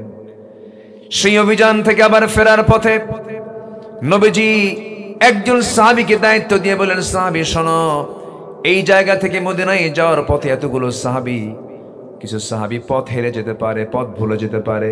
সাফওয়ান, তোমার দায়িত্ব হলো যে সমস্ত সাহাবী আমার পথ ভুলে যাবে তাদেরকে ধরে ধরে নিয়ে তুমি তোমার নিজ দায়িত্বে মদিনা পর্যন্ত পৌঁছায় দিবা। সাফওয়ান বলছেন, ইয়া রাসূলুল্লাহ, ঠিক আছে, আপনার দায়িত্ব, আপনার দেওয়ার দায়িত্ব আমি যথাযথভাবে পালন করব। কিন্তু বাদ তো কেউ পড়ে নাই, বাদ পড়েছেন আসল মানুষ, তিনি হচ্ছেন আমার নবীজির প্রাণ প্রিয় স্ত্রী আয়েশা সিদ্দিকা রাদিয়াল্লাহু তাআলা আনহা। কেমন করে বাদ পড়লেন? ফেরার পথে তিনি ছিলেন উটের পিঠে, পালকির ভিতরে, হাওদার ভিতরে। হঠাৎ করে তিনি বলে ফেললেন, ওই উট যিনি চালাচ্ছিলেন তাকে ডাক দিয়ে বলছেন, আমার হাজুদের চাপ এসেছে, প্রকৃতির চাপ এসেছে, আমাকে নামায় দাও। উটটা বসায় দেওয়া হলো, পালকি নামায় দেওয়া হলো। পালকি থেকে, হাওদা থেকে নেমে তিনি আড়ালে চলে গেলেন শৌচকার্য করার জন্য। দেরি হয়ে গেছে, একটু ফিরতে দেরি হয়েছে। আম্মা জান আয়েশা এত চিকন ছিলেন যে, এত কম ওজনওয়ালা ছিলেন যে সাহাবী দায়িত্ব নিয়েছেন সেই সাহাবী ভেবেছেন মনে হয় আম্মা জান আয়েশা ফেরত এসেছেন। হাওদার মধ্যে উঠেছেন, পালকিতে উঠেছেন, পালকিটা আস্তে করে টান দিয়ে তিনি উটের পিঠে বসায়া দিলেন, কিন্তু আম্মাজান আয়েশা বাদ পড়েছেন, তিনি টের পান নাই। অর্থাৎ আম্মাজান আয়েশা থাকলেও যে ওজন, না থাকলেও সে ওজন, এত ওজন শূন্য তিনি ছিলেন। বাদ পড়ে গেছে। আম্মাজান আয়েশা কি রেখে সবাই চলে গেছে। সব যখন চলে গেছেন বহুদূর পর্যন্ত, আম্মাজান আয়েশা এসে দেখেন কেউ নাই। সামনে আস্তে করে চাদর মুড়ি দিয়ে তিনি বসে গেলেন। পর্দার বিধান তখন নাজিল হয়ে গেছে। আম্মাজান আয়েশা মনে মনে চিন্তা করলেন, আহারে মনে হয় বিপদে পড়ে গেলাম। তিনি আল্লাহর কাছে দোয়া করছেন, প্রার্থনা করছেন, আল্লাহর ফায়সালা। দূর থেকে লক্ষ্য করে দেখেন কে যেন বসে আছে। ওই দায়িত্বপ্রাপ্ত সাহাবী কাছাকাছি এসে দেখেন কেউ তো বসে নাই, আমার নবীর স্ত্রী আম্মাজান আয়েশা সিদ্দিকা তিনি বসে আছেন। দায়িত্বপ্রাপ্ত সাহাবী বলছেন, আম্মাজান আয়েশা আপনি চিন্তা করবেন না, আপনার কোনো টেনশন নাই, আমি আপনাকে সঙ্গে করে নিয়ে মদিনা পর্যন্ত নিরাপদে পৌঁছায় দেব। এই কথা বলে আম্মাজান আয়েশাকে ঘোড়ার পিঠে চড়াইয়া দিলেন। রাত্রি নিরাপদে সফরে মদিনা পর্যন্ত আমার নবীর ঘরে পৌঁছায় দেওয়া হলো। নবীর ঘরে যখন তিনি পৌঁছে গেছেন, মুনাফিকদের কানে এই সংবাদ চলে গেছে, তোমরা কি জানো গত রাত্রিতে সাফওয়ানের সঙ্গে একই ঘোড়ার পিঠে আয়েশা এসেছে। আয়েশা ঠিক নাই, আয়েশার চরিত্র নষ্ট হয়ে গেছে, সতীত্ব নষ্ট হয়ে গেছে। যেরকম নাউজুবিল্লাহ। এই সমস্ত আচরণ যারা করে তাদের পরিচয় কি বলেন? আসতে কয়। এই ধরনের লোক মনে হয় বাংলাদেশে নাই। আসতে বলবেন না, আছে না নাই? আল্লামা সাঈদীর বিরুদ্ধে মামলা দিয়েছিল, ধর্ষণের মামলা। আরে এ তো শয়তানও মানবে না। শয়তান কবে আমি মিথ্যা কথা কই, কিন্তু এরকম মিথ্যা কথা আমি কই না। দোয়া করে দেব নাকি? একটু বসুন, ঠান্ডা লাগতেছে মনে হয় আপনাদের, অসুবিধা নাই তো? বলি আলহামদুলিল্লাহ। আমার বন্ধুগণ,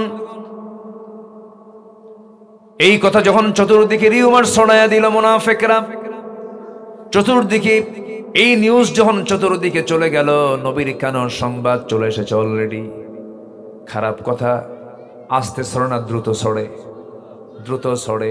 নবীর কানে যখন সংবাদ চলে এলো, আমার নবীজি কথাটা শোনা মাত্রই তিনি তার মনটা ভেঙে গেছে। আম্মাজান আয়েশাকে ডাক দিয়ে বলছে, আয়েশা কি যেন কথা আমার কানকে ভারী করে দিল। যেই কথাটা আমি শুনতে পেলাম, গোটা মদিনায় সব জায়গায় কথা বলা বলি হচ্ছে। আয়েশা আমার মনে হয় এই কথা জানার পরে আমি তোমাকে বলতে দেব, আমি তোমাকে বলতে চাই, তোমার এই মুহূর্তে আমার বাড়িতে না থেকে তোমার বাবার বাড়িতে থাকা উচিত। যাও, তোমার বাবার বাড়িতে চলে যাও। আমার বন্ধুগণ, একজন নারীর যখন বিয়ে হয়ে যায়, তার জন্য শ্রেষ্ঠ বাড়ি বাবার বাড়ি না স্বামীর বাড়ি? বলেন কার বাড়ি? কিন্তু যে মহিলা বিয়ের পরে তার কাছে মনে হয় শ্রেষ্ঠ বাড়ি বাবার বাড়ি, সংসার সুখের সংসার সুখের হয়। এরকম কিছু মহিলা আছে না নাই? আসতে বলবেন না, আছে না নাই? আমার মায়ের আলোচনা শুনছেন কিনা জানি না, আছে নাকি? আছে। মা তো অবশ্যই সম্মানী, বাবা তো অবশ্যই সম্মানী, অবশ্যই তারা সম্মানিত জন। মা বাবা, ছেলে হোক, ছেলের কাছে হোক আর মেয়ের কাছে হোক, অবশ্যই সম্মানিত মানুষ তারা। কিন্তু একজন নারীর বিয়ে যখন হয়ে যাবে, তার কাছে শ্রেষ্ঠ বাড়ি হতে হবে স্বামীর বাড়ি। আম্মাজান আয়েশার কানে যখন সংবাদ চলে গেল, রাসূল যখন বলেন, আয়েশা তুমি তোমার বাবার বাড়ি চলে যাও, আম্মাজান আয়েশার চোখের কোনা বেয়ে বেয়ে টপ টপ করে পানি পড়ছে। আর রাসূলকে লক্ষ্য করে বলছেন, ইয়া রাসূলুল্লাহ, আপনি আমার স্বামী শুধু নন, আপনি বিশ্ব নবী। আপনি আমাকে অর্ডার দিয়েছেন, আমি যেতে বাধ্য। আমি আমার বাবার বাড়ি চলে গেলাম। তবে একটা কথা বলছি, ইয়া রাসূলুল্লাহ, আমার আপনার সঙ্গে যে বিয়ের বন্দোবস্ত হয়েছে, পৃথিবীর কোনো ঘটক কিন্তু এখানে ঘটকালি করে নাই। স্বয়ং আরশের মালিক আল্লাহ নিজে বিয়ের পয়গাম পাঠাইয়া দিয়েছে। ইয়া রাসূলুল্লাহ, আমি চললাম আমার বাবার বাড়িতে, আমি আল্লাহর উপরে তাওয়াক্কুল করলাম। যেরকম সুবহানাল্লাহ। বিপদ যখন আসবে আমরা ভরসা করব কার উপরে? আল্লাহর উপরে। চলে গেলেন মায়ের বাড়িতে। মা ভালো করে কথা বলে না। বাপ হচ্ছেন আবু বকর সিদ্দিক রাদিয়াল্লাহু আনহু, তিনি ভালো করে কথা বলছেন না। তিনি বলছেন, ও আমার মেয়ে আয়েশা, তুই রাসূলকে কষ্ট দিলি। সবাই তার প্রতি নেগেটিভ দৃষ্টিতে তাকায় আছে, ব্যবহার খারাপ করতেছে। কিন্তু আম্মাজান আয়েশা যে পুত পবিত্র মানুষ, সেজদায় পড়ে পড়ে কান্দেন। চিকন মানুষ আরো চিকন হয়ে যান, পাটখড়ির মতো হয়ে গেছেন। কাঁদতে কাঁদতে যায় নামাজ ভিজে যায় গোটা রাত। আমার নবীজি যখন ঘুমাতে যান ঘুমটা ধরে না, হাতটা আগায় দিয়ে ভাবেন আয়েশা বুঝি আছে, আয়েশা নাই, বুকটা খান খান হয়ে যায়। নবীজির চোখের পানিতে বালিশ ভেজে যায়, আম্মা জান আয়েশার পানিতে যায় নামাজ ভেজে যায়। নবীও কান্দে, আয়েশাও কান্দেন, সাহাবীরাও কান্দে, আর মুনাফিকরা হাসে। আল্লামা সাইদির ফাঁসির রায় যেদিন হলো, গণজাগরণ মঞ্চে হাসির মিষ্টি সরালো সেই জায়গায়। কোথায় তোরা আজকে কোথায়? অনেক বাড়াবাড়ি করেছে তারা, ধরে না, ধরলে আল্লাহ ছাড়ে না। ফাঁসির রায় দিতে পারেনি, কিন্তু চক্রান্ত তারা বসে থাকে নাই। 2023-এর 13ই অগাস্ট একটা সুস্থ মানুষকে জেলখানা থেকে জোর করে বের করে এনে হসপিটালে ভর্তির নামে, চিকিৎসার নামে পয়জনিং করে বোর্ড গঠন করে তাকে পরিকল্পিতভাবে হত্যা করা হয়েছে। আমরা তাফসীর মাহফিলের প্ল্যাটফর্ম থেকে স্পষ্ট ভাষায় জানান দিতে চাই, অবিলম্বে আল্লামা সাইদির খুনিদের দৃষ্টান্তমূলক শাস্তি নিশ্চিত করা হোক। রাজি আছেন কারা কারা?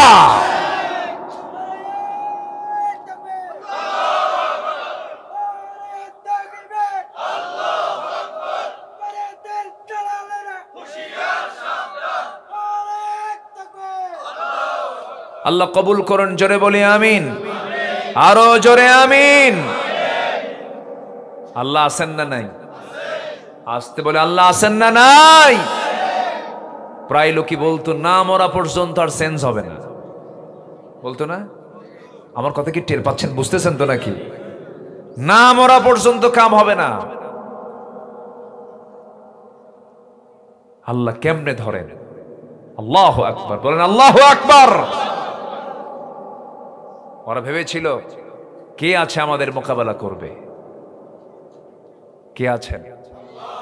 আসতে বলবেন না, কে আছেন? আল্লাহ আছেন। জুলুম দিয়ে শাসন কখনো টিকসই হতে পারে না।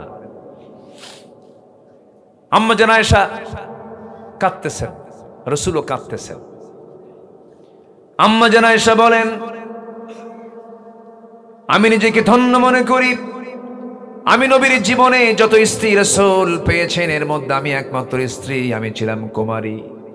আমি নিজেকে ধন্য মনে করি, রাসূল আমার শানে বলেছেন আয়েশা আমার শ্রেষ্ঠ স্ত্রী।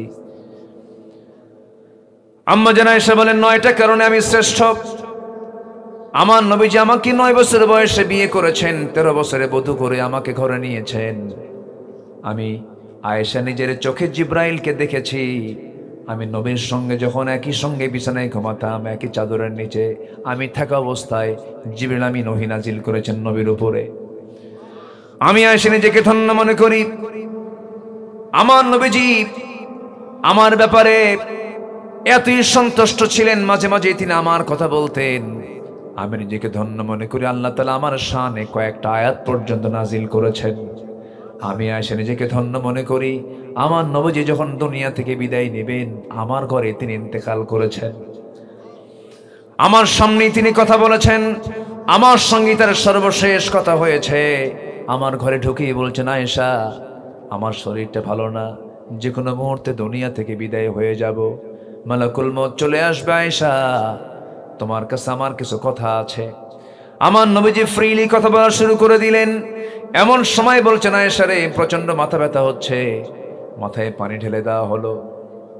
হঠাৎ করে বেলাল আজান দিয়ে ফেললেন। রাসূল বলছেন, ও আমার আয়েশা, বেলাল তো আজান দিল, মসজিদে যাওয়া দরকার। আমার নবীজি ঘুমন্ত অবস্থা থেকে, শুয়ে থাকা অবস্থা থেকে তিনি দাঁড়াতে লাগলেন, মাথা চক্কর মেরে পড়ে যেতে লাগলেন। আম্মা জান আয়েশা তাকে ধরে ফেললেন, ধরে ফেলে বলছেন, ইয়া রাসূলুল্লাহ আপনারা বুঝি জামাতে নামাজ আর পড়ার কিসমত হবে না, আপনি পারবেন না। রাসূল বলেন, আয়েশা রে বুঝতে পেরেছি জামাতে নামাজ আমি আর পড়তে পারবো না, কিন্তু আমার মুসল্লায় কে দাঁড়াবে? কেউ তো দাঁড়ানোর সাহস পাচ্ছে না। তোমার আব্বা আবু বকরকে ডাক দিয়ে বলো আমার মুসল্লায় যেন আমার আবু বকর দাঁড়ায় আমার দায়িত্ব পালন করে নেয়, মানে আমার পরবর্তী খলিফা আমার আবু বকর হবে। যেরকম সুবহানাল্লাহ। নেতৃত্ব আসে নামাজ থেকে, কিসে থেকে বলেন? আসতে বলেন কেন না? নেতৃত্ব আসবে কিসের থেকে? নামাজের যে নেতৃত্ব দেবে সে সমাজের নেতৃত্ব দেবে। যে নেতৃত্ব দিতে যাবে তার যদি নামাজের নেতৃত্ব না থাকে তার নেতৃত্ব দেওয়ার কোনো অধিকারই নাই। আমার নবীজি বলে দিলেন, ওরে আয়েশা, তোমার আব্বাকে বলো আমার মুসল্লায় যেন দাঁড়িয়ে যায়। আমার নবীজির মুসল্লায় যখন আবু বকর দাঁড়ায় গেছেন, সাহাবায়ে কেরামদের মধ্যে হাউমাউ কান্না শুরু হয়ে গেছে, কান্নার রোল পড়ে গেছে, সবাই কান্নায় অস্থির হয়ে গেছে। সেই কান্নার আওয়াজ নবীর কানে যখন চলে এসেছে হুজরাখানা থেকে, রাসূল বলছেন, আয়েশা আমার সাহাবীরা কান্দে, আমাকে একটু নিয়ে যাও। জানালার কাছে নিয়ে যাওয়া হলো। নামাজ শুরু হয়ে গেছে, তুমি আমার পাশাপাশি থেকে যাবে। মৃত্যুর কথা শুনলে মানুষ ভয় পায়, কিন্তু ফাতিমা মৃত্যুর কথা শুনে তিনি ভয় পেয়েছেন, আনন্দ পেয়েছেন, আনন্দ পেয়েছেন। আহা, আব্বার সঙ্গে কবরের মাটিতে আমার দেখা হয়ে যাবে। আমার নবীজি দুনিয়া থেকে বিদায় নিয়ে নেবেন, এমন সময় বলছেন, ফাতিমা কোনো চিন্তা করো না, যাও। এবার বলছে, আয়েশা আমি দুনিয়া থেকে বিদায় নিয়ে নেব, দেখো তো ঘরের মধ্যে কোনো কিছু আছে নাকি। তন্ন তন্ন করে খুঁজে খুঁজে 5 খণ্ড স্বর্ণের টুকরা পাওয়া গেল, বার পাওয়া গেল, হাতের তালুতে নিয়ে বলছে, আয়েশা রে, এতটুকু সম্পদ আমি আমার ঘরে রাখতে চাই না, এটা দিন প্রতিষ্ঠার সংগ্রামে আমি দান করে দুনিয়া থেকে বিদায় হতে চাই। আমার নবীজি তাও দিয়ে দিলেন। আমার নবীজি এবার বলছেন, আয়েশা আমি দুনিয়া থেকে বিদায় নিয়ে নেবে, মালাকুল মউত চলে আসবে, আমার জান কবজের জন্য প্রস্তুতি চলতেছে। ওরে আয়েশা, একটা কথা তোমাকে বলে দিচ্ছি, আমার উম্মতকে সর্বশেষ একটা মেসেজ দিয়ে দিবা, আমার উম্মতরা যেন কখনো 5 ওয়াক্ত নামাজ না ছেড়ে দেয়। সবাই কি নামাজ পড়তে রাজি আছেন নাকি? সবাই কি নামাজ পড়তে রাজি আছেন? জোরে বলি, ইয়া আল্লাহ, আমাদেরকে 5 ওয়াক্ত নামাজ আদায় করার তৌফিক তুমি আল্লাহ দিয়া দাও। জোরে বলি আমিন, আরো জোরে আমিন, আরো জোরে আমিন। আমার বন্ধুগণ, আমার নবীজি এই কথা বললেন, দুনিয়া থেকে তিনি বিদায় নিয়ে নিলেন। নবীজির শেষ কথা ছিল সালাত। আমার আল্লাহ তাআলা কিয়ামতের দিন প্রথম কথা বলবেন কি নিয়া? আরো জোরে কি নিয়া? জাহান্নামে যাবার 1 নাম্বার কারণ কি বলেন? সালাত। কিন্তু আজকে কত নেতা আমার দেশে আসলো গেল, কেউ তো সেই সালাতের বয়ান কেউ করলো না রে ভাই, ঠিক কি না? সব ধোঁকাবাজ, সব কি ধোঁকাবাজ। যে আপনাকে জাহান্নাম থেকে বাঁচার জন্য সতর্ক করবে না, সে কিসের বন্ধু, সে কিসের নেতা? জুতা মারা দরকার বেদবদের। কষ্ট পাচ্ছেন? বাস্তব তো তাই। যে আমার পরকালের উপকারে আসবে না, যে আমার আখিরাতের উপকারে আসবে না, সে আমার কিসের নেতা? ওই নেতৃত্ব আমরা মানি না। জোরে বলি ইনশাআল্লাহ, জোরে বলি ইনশাআল্লাহ। আম্মা জান আয়েশা স্বামীর ঘরে না বাবার ঘরে? কেউ তো কিছু কয় না। কার ঘরে গেছেন? আলোচনা কি শেষ হয়েছে? আলোচনা আছে না নাই? জোরে বলি ইনশাআল্লাহ। আল্লাহ পছন্দ করেন কয়টা কাজ? আজকে আলোচনায় কয়টা কাজ? 17টা কাজকে অপকর্মকে অপছন্দ করেন। এর মধ্যে চলতেছে কয় নাম্বার? আরো আছে কয়টা?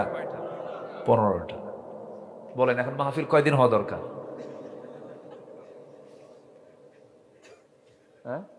মাহফিল তো 5 দিন হলে ভালো হয়। আমার বন্ধুগণ, নাম্বার 3 হলো অহংকার করা। কি বলেন? আমরা কিন্তু ওইদিকে শেষ হয়নি আমাদের আলোচনা। আম্মা জান আয়েশার যে প্রেক্ষাপটটা আমরা শেষ করতে পেরেছি, দেখি আমরা একটু এইদিকে আসি, আবার একটু লাইনে চলে আসি। আবার বলবো, চাচা তো লাইন মানে অপেক্ষায় আছেন। জি আলহামদুলিল্লাহ। আমি এলাকা তো আসি, এলাকার মানুষের মন মেজাজ বুঝি। আলহামদুলিল্লাহ, আলহামদুলিল্লাহ বলেন। খুব সুন্দর মানুষ আপনারা। নাম্বার 3 হলো অহংকার করা যাবে না। কি করা যাবে না বলেন তো? অহংকার। অহংকার করার যোগ্যতা কার? আসতে বল, অহংকার করার যোগ্যতা কার? আকাশ আমার, কে বলবেন? জমিন আমার, কে বলবেন? সূর্য আমার, কে বলবেন? তুমি কি বলবা বান্দা? তুমি কি বলবা? তুমি তোমার একটু লুজ মোশন হলেই তো কাম সারা। বাথরুমে 7-8 বার সকালে গেলেই তো বউ তো চেনা যায় না, কি ঠিক কিনা? সামনে বউ হাঁটে না মা হাঁটে চেনা যায় না, কি ঠিক কিনা? তোমার কিসের অহংকার? তুমি তো দুর্বল, সবেগে নির্গত 1 ফোঁটা পানি থেকে তোমার জন্ম। তোমার তো কোনো উল্লেখযোগ্য, তোমার অহংকার করার মতো কোনো গুণ তোমার মধ্যে নাই। অহংকার করার একমাত্র যোগ্যতা বলুন, জোরে বলুন, কার? লিমানিল মুলকুল ইয়াউমা, আজকে রাজত্ব কার? তাবারাকাল্লাযী বিয়াদিহিল মুলকু হুয়া আলা কুল্লি শাইইন কাদির। সে অহংকার যখন বান্দার মধ্যে ঢুকে যাবে তার পতনও হয়ে যাবে। যখন বলে ফেলছে রাজাকের নাতিপুতিরা চাকরি পাবে নাকি, কইছে না? এটা কি বিনয়ের কথা না অহংকারের কথা? আল্লাহ কয় থাম। কি ধরে নাই? আল্লাহ ধরে নাই, ধরে নাই, ধরে নাই, ধরেছে। দেশ কি কারো একার? দেশ কি কারো একার না সবার? সবাইকে নিয়ে কথা বলতে হবে। আমার বন্ধুগণ, অহংকার করেছিল ফেরাউন, পানিতে চুবান দিয়ে মেরেছেন। অহংকার করেছিল নমরুদ, ন্যাংরা মশালে বিদায় করেছেন। অহংকার করেছিল আবু জেহেল, নিষ্পাপ নাবালক সন্তানকে দিয়ে দুনিয়া থেকে তাকে বিদায় ঘটিয়ে দিয়েছেন। আমার বন্ধুগণ, যুগে যুগে যারাই অহংকার করেছে, ক্ষমতার অহংকার দেখিয়েছে, তাদেরকে মুহূর্তের মধ্যে শেষ করে দিয়েছেন তিনি আমার কে? জোরে বলেন, তিনি আমার কে? আল্লাহ। আমার বন্ধুগণ, অহংকার করা যাবে না। আল্লাহ রাব্বুল আলামিন বলেন, লা তামশি ফিল আরদি মারহান ইন্নাকা লান তাখরিকাল আরদা ওয়া লান তাবলুগাল জিবালা তুলা। জোরে বলুন আল্লাহু আকবার। অহংকার করো না, জমিন অহংকার করে চলো না। তোমার অহংকারে তুমি এক চুল পরিমাণ উঁচু হতে পারবে না, জমিন এক চুল পরিমাণ দাবা দিতে পারবা না। তোমার কিসের অহংকার? তোমার অহংকার করা মানায় না। অহংকার করবেন একমাত্র তিনি আমার কে? আল্লাহ তাআলা। ইমানদার বিনয়ী হবে, ইমানদার ক্ষমাশীল হবে, ইমানদার জমিনে চলবে অত্যন্ত বিনয়ী হয়ে, মানুষের সঙ্গে বিনয়ী হয়ে কথা বলবে, সুন্দর আচরণ করে কথা বলবে, বুক উঁচু করে দম্ভ ভরে নিচের দিকে না তাকায় যারা অহংকার করে হাঁটবে, তাদের অহংকারকে মুহূর্তের মধ্যে চূর্ণ করতে পারেন তিনি আমার কে? আমার বন্ধুগণ, অহংকার করা হচ্ছে আল্লাহর অপছন্দনীয় কাজ। শিরকের কাজ করা যাবে না, মুনাফিকি করা যাবে না, অহংকারে দেখানো যাবে না। নাম্বার 4 হলো কুফরি করা যাবে না, অবাধ্য হওয়া যাবে না। আমার বন্ধুগণ, নাম্বার 5 হলো আল্লাহ রাসূলকে কষ্ট দেওয়া যাবে না। আল্লাহ এবং রাসূলকে যারা কষ্ট দিবে তাদের ঠিকানা হবে জাহান্নাম। তাদের ঠিকানা কি হবে? জাহান্নাম। আল্লাহ রাব্বুল আলামিন বলছেন, ইন্নাল্লাযীনা ইউযুনাল্লাহা ওয়া রাসূলাহু লা'আনাহুমুল্লাহু ফিদ দুনিয়া ওয়াল আখিরাতি ওয়া আ'আদ্দা লাহুম আযাবাম মুহিনা। জোরে বলুন আল্লাহু আকবার। সূরাতুল আহজাব ভার্স নাম্বার 57, আল্লাহ বলছেন যারা আল্লাহকে এবং রাসূলকে যারা কষ্ট দেবে তাদের উপর আল্লাহর লানত হবে দুনিয়াতেও এবং আখিরাতেও। আল্লাহ ধরে নাই? আল্লাহ ধরে নাই? ধরেছেন।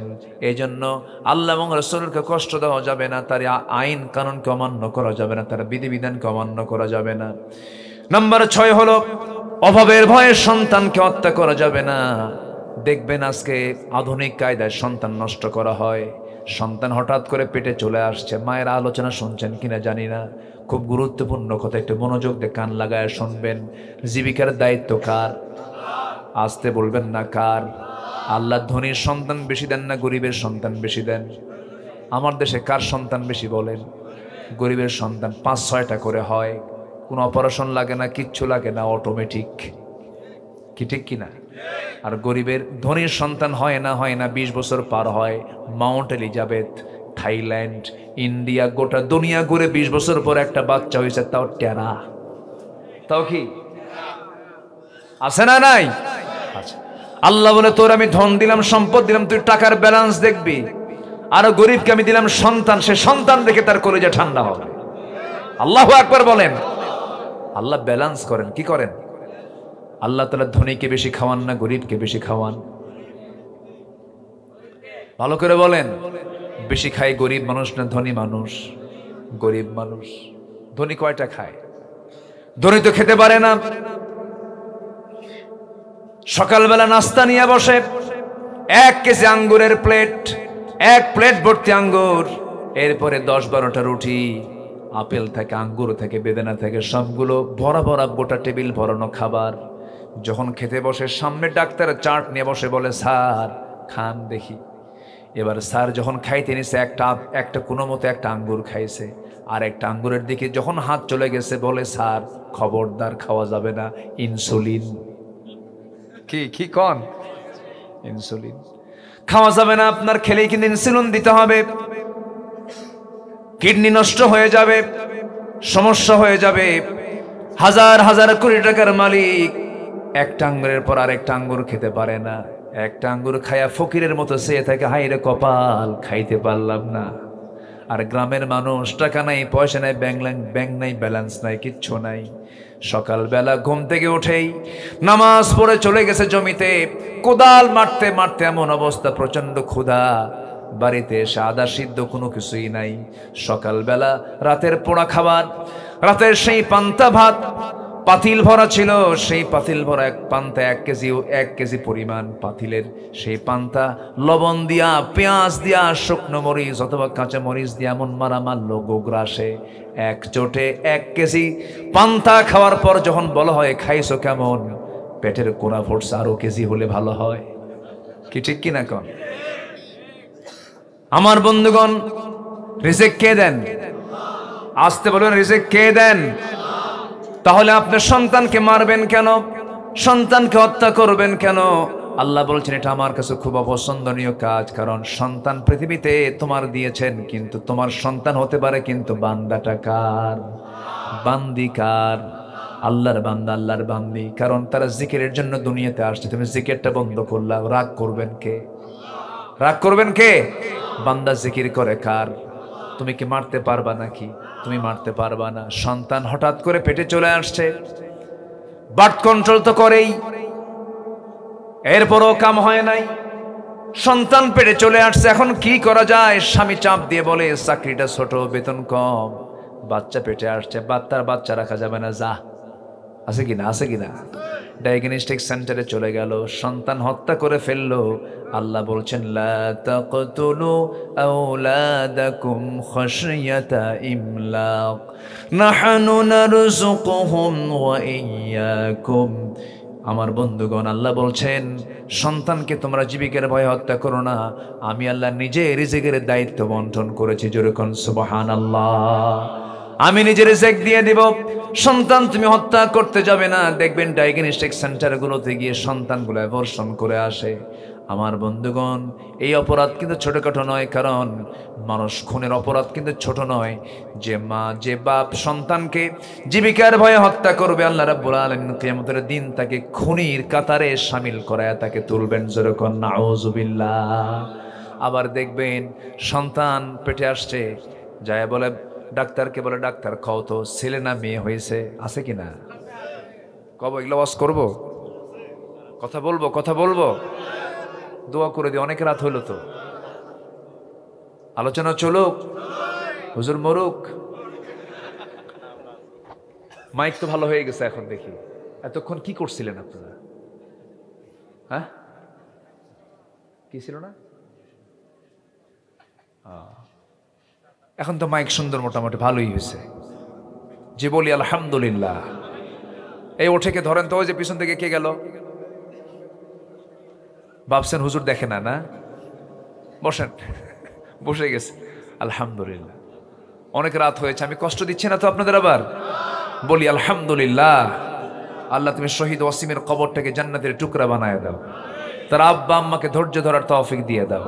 দুটো ছেলে, একটা ছেলে বেঁচে আছে, আল্লাহ তুমি তাকে হায়াতে তাইয়্যিবা দান করো। জোরে বলি আল্লাহুম্মা আমিন। সাথে সাথে আমাদের যে প্রবলেমগুলো আছে, আল্লাহ আমাদের প্রবলেমগুলোকে তুমি আল্লাহ সলভ করে দাও, জটিলতাকে তুমি আল্লাহ সহজ করে দাও। জোরে বলি আল্লাহুম্মা আমিন। জি, সন্তানকে হত্যা করা, সন্তান আপনার হতে পারে, কিন্তু বান্দাটা কার? আল্লাহ। ডায়াগনস্টিক সেন্টারে গিয়ে বলে ডাক্তার দেখো তো ছেলে না মেয়ে। ছেলে হলে পরে কোনো কথা নাই, দারুণ খুশি। বাচ্চা হওয়ার আগে 10 কেজি মিষ্টি বাড়িতে পৌঁছে যায়। বাচ্চা কিন্তু হয়ই নাই, তার আগে কয় কেজি? 10 কেজি। আর যদি মেয়ে সন্তান হয়, কিরকম খুনি, কিরকম পাষাণ। স্বামী স্ত্রী দুইজন মিলেই বলে মেরে ফেলো। যেরকম নাউযুবিল্লাহ বিআইয়ি যামবিন কুতিলাত, আছে না আয়াত, আছে না নাই? আল্লাহ নিজে বলছেন কোন অপরাধে হত্যা করা হয়েছে, কোন অপরাধে হত্যা করা হয়েছে। কত মারাত্মক কথা। সব যুগেই মেয়ে সন্তান হলে পরে একটু মনক্ষুণ্ণ হতো। আজকের সমাজেও দেখবেন যদি সন্তানটা মেয়ে হয় বাড়িতে মনে হয় মানুষ মরে গেছে। এরকম হয় না? এরকম হয় না? আচ্ছা, জন্ম নিলে এটা কি আনন্দের কথা না দুঃখের কথা? সন্তান পৃথিবীতে আসলে কি আনন্দ না দুঃখ? কিন্তু যে বাড়িতে মেয়ে সন্তান হয় সে বাড়িতে আনন্দ থাকে না, মনে হয় মানুষ মরছে। একটা মেয়ে সন্তান হয়েছে, কোনো আনন্দ নাই, সবার মন খারাপ, শেষে গালি পাড়া শুরু করে দেয়। ওই মেয়ে সন্তানের মাকে পর্যন্ত বলে তুই তো, তোর পেটই পচা, তোর পেট কি পচা, পেট পচা, তোর পেট ভালো না, এরকম করে বিভিন্ন গালমন্দ করা হয়। অথচ সন্তান ছেলে মেয়ে এটা কে দেন? আসতে বলে কে দেন? ছেলে দেন কে? মেয়ে দেন কে? দেন না কে? ফয়সালা কার? দোষ কার? আল্লাহর দোষ,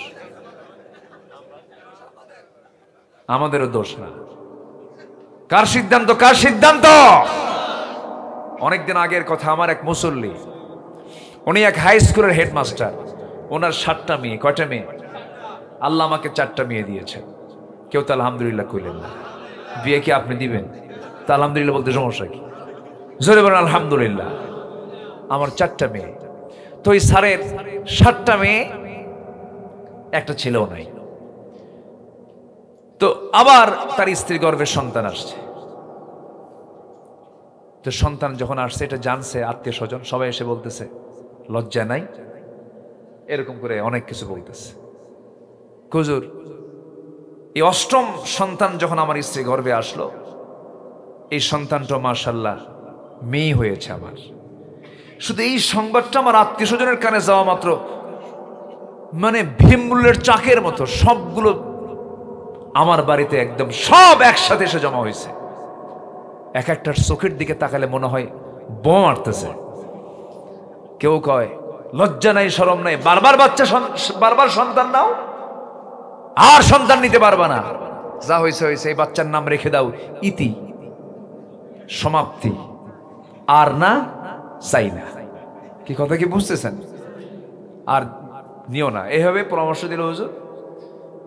তা আমি সবার কথা শোনার পর আমি তো খুব খুশি, আমি তো বুঝি ছেলে মেয়ে তো কোনো বিষয় না, সন্তান মানুষ হওয়া হচ্ছে সবচেয়ে বড় বিষয়, শিক্ষিত মানুষ। উনি বললেন সবার পরামর্শ শোনার পর আমি আমার বাচ্চার নাম সবার সামনে বললাম, শোনো আমার বাচ্চার নাম ইতিও না সমাপ্তিও না, আশা, মানে আরো আসুক। বলি আলহামদুলিল্লাহ। তাহলে শুকরিয়া আদায় করার মতো কিছু বান্দা দুনিয়াতে আছে না নাই? আছে। আমি তো মনে করি আমার নবীজির কয়টা মেয়ে ছিল বলেন তো? 4টা মেয়ে ছিল।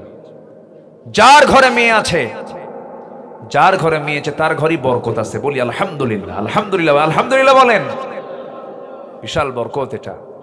আল্লাহ তুমি এগুলো বোঝার তৌফিক দিয়ে দাও, জোরে বলি আমিন। তাহলে এই যে কন্যা সন্তান ভেবে যে হত্যা করা হচ্ছে, এগুলোর বিচার কি হবে না? আচ্ছা, বিচার কি হবে না? বিচার করবেন কে? কিয়ামতের ময়দানে ওই বাপ মা কি আকার কি হয়ে আল্লাহর সামনে হাজির হবে? খুনি। বলেন কি হয়ে? খুনি হয়ে আল্লাহর সামনে হাজির হবে। বিআইয়ি যামবিন কুতিলাত। আমার নবীর সময় এক সাহাবী নবীর হাতে বায়াত নিয়ে কালিমা গ্রহণ করলেন। দিন গ্রহণ করার পর কয়েকদিন যেতে না যেতেই তার মনটা খুব খারাপ। আমার নবীজি বলেন, সাহাবী দিন গ্রহণ করেছে, তোমার মন তো প্রফুল্ল থাকার কথা, তো তোমার মন খারাপ কেন? তুমি কান্দো কেন? কি হয়েছে বলো তো? হুজুর, আমি তো দিন গ্রহণ করেছি, কিন্তু আমার বুকে একটা চাপা কষ্ট আছে। কি কষ্ট? সে কষ্ট হলো নিজের হাতে আমি আমার একটা সন্তান, কন্যা সন্তানকে আমি হত্যা করেছি। রাসূল বললেন, কেন, কি হয়েছিল? হুজুর, শিরকিয়াতের কারণে, পরিবেশের কারণে আমি সন্তানকে হত্যা করেছি। রাসূল বললেন, তুমি কেমন করে মারছো বলো তো? সঙ্গে সঙ্গে সাহাবী দুটো হাঁটু গেড়ে নবীর সামনে বসে গেলেন। সুন্দর চেহারার সেই সাহাবী, দাহিয়ে কলবি নামে একজন সাহাবী, নবীর সামনে বসে গেলেন। বসে গিয়ে বলছেন, হুজুর, আমার বইয়ের পেটে সন্তান 6 বছর, 6 মাস আমার বাচ্চার পেটে থাকার বয়স হলো 6 মাস। আমার বউকে বললাম, যাও বাবার বাড়ি যাও, সন্তান ডেলিভারি হবে, ছেলে হলে নিয়ে আসবা, মেয়ে হলে আমাকে জানানো দরকার নাই, জীবন্ত পুঁতে হত্যা করবা, যাও। পাঠায় দিলাম। পরিবেশের কারণে আমি বলতে বাধ্য হয়েছি। চলে গেছে আমার বউ, কিন্তু আমাকে না বলেই, মেয়ে সন্তান হয়েছে, আমাকে বলেছে মৃত সন্তান। আমার অজান্তি সন্তানটাকে ধীরে ধীরে বড় করে। কিন্তু বছর 6 পার যখন হয়ে গেল, ইয়া রাসূলুল্লাহ, ওই সন্তানটা আমার হাতের সামনে পড়ে গেল। লক্ষ্য করে দেখি আমার মতোই চোখ, আমার মতোই হাত, আমার মতো গায়ের চামড়া, আমার মতোই চাহনি, আমার মতোই কথাবার্তা। চট করে ধরে আমার স্ত্রীর সামনে নিয়ে হাজির করে বললাম, স্ত্রী বলো তো সত্যি করে এই সন্তানটা কার সন্তান? আমার বউটা চোখের পানি ফেলতে ফেলতে বলছে, স্বামী আমার, সন্তানের তথ্য কি গোপন করা যায়? এই সন্তানটা আমাদের ওরস থেকে এসেছে, আমার আপনার সন্তান এটা। আমি রাগকে নিয়ন্ত্রণ করতে পারলাম না, বুঝতে দিলাম না। সন্তানের সঙ্গে অভিনয় করে হুজুর কোলের মধ্যে নিয়ে আমি তাকে আদর করলাম, চুমু দিলাম, স্নেহ দিলাম, বললাম, মা আমি তোমাকে খুব ভালোবাসি, খুব মহব্বত করি। সন্তানটা আমার মাকে লক্ষ্য করে বলছে, আম্মা আমার বাবার সঙ্গে তুমি আগে পরিচয় করে দিলে না কেন? আমার বাবা খুব ভালো মানুষ। আমার মেয়েটা আমাকে আস্থা বিশ্বাস পরিপূর্ণ আনলো। এরপরে আমার স্ত্রীকে বললাম, স্ত্রী সাজিয়ে দাও, গুছিয়ে দাও, কি নানির বাড়ি নিয়ে যাব। হুজুর মেয়েটা আমার কোলের মধ্যে এসে বসলো, সন্তানটাকে নিয়ে রওনা করলাম। নানির বাড়ির দিকে রওনা না হয়ে সোজা আমি জঙ্গল একটা পেলাম, জঙ্গলের ভিতরে চলে গেলাম। মেয়েটা চোখটা ছোট, মুখটা ছোট হয়ে বলতেছে, আব্বা নানির বাড়ির দিকে এই দিকে না গিয়ে তুমি এই দিকে যাও কেন? কিচ্ছু বললাম না। জঙ্গল পার হলাম, কোদাল হাতে নিলাম, গর্ত খনন শুরু করে দিলাম।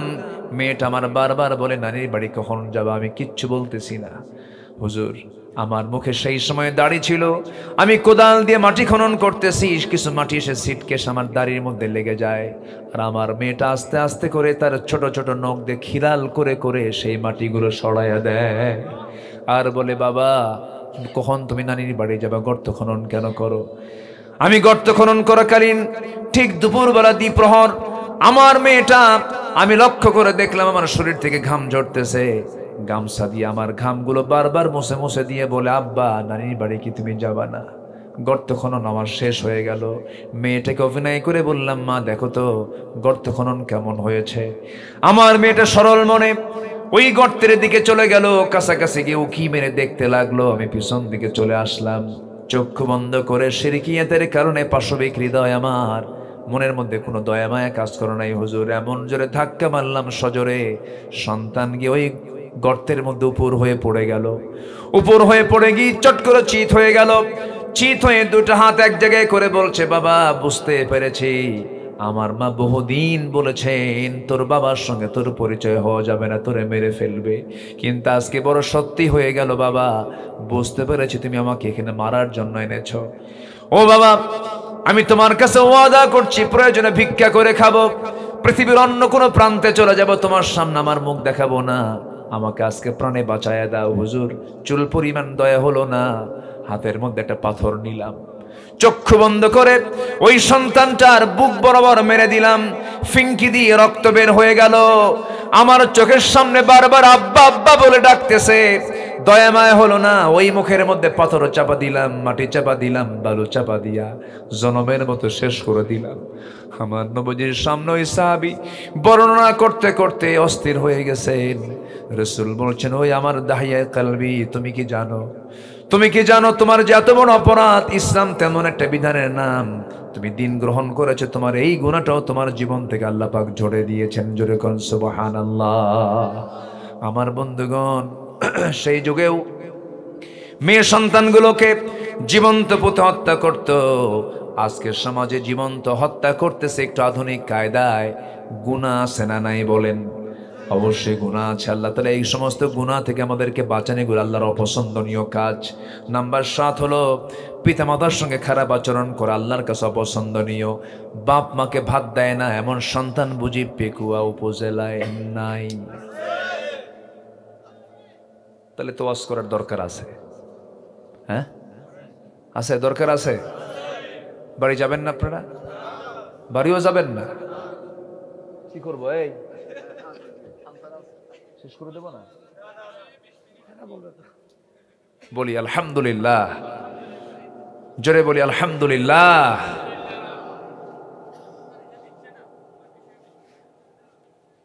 ও বাপ মাকে যে ভাত দিচ্ছে না ওই বিষয়ে আরো যে বিষয় আছে পরে আরো 10টা বলবো বলবো বলবো যে জোরে বলি ইনশাআল্লাহ। জি, তাহলে বাপ মাকে ভাত দেয় না এমন সন্তান পিকুয়াতে আছে না নাই? কথা কি বলার দরকার আছে? আচ্ছা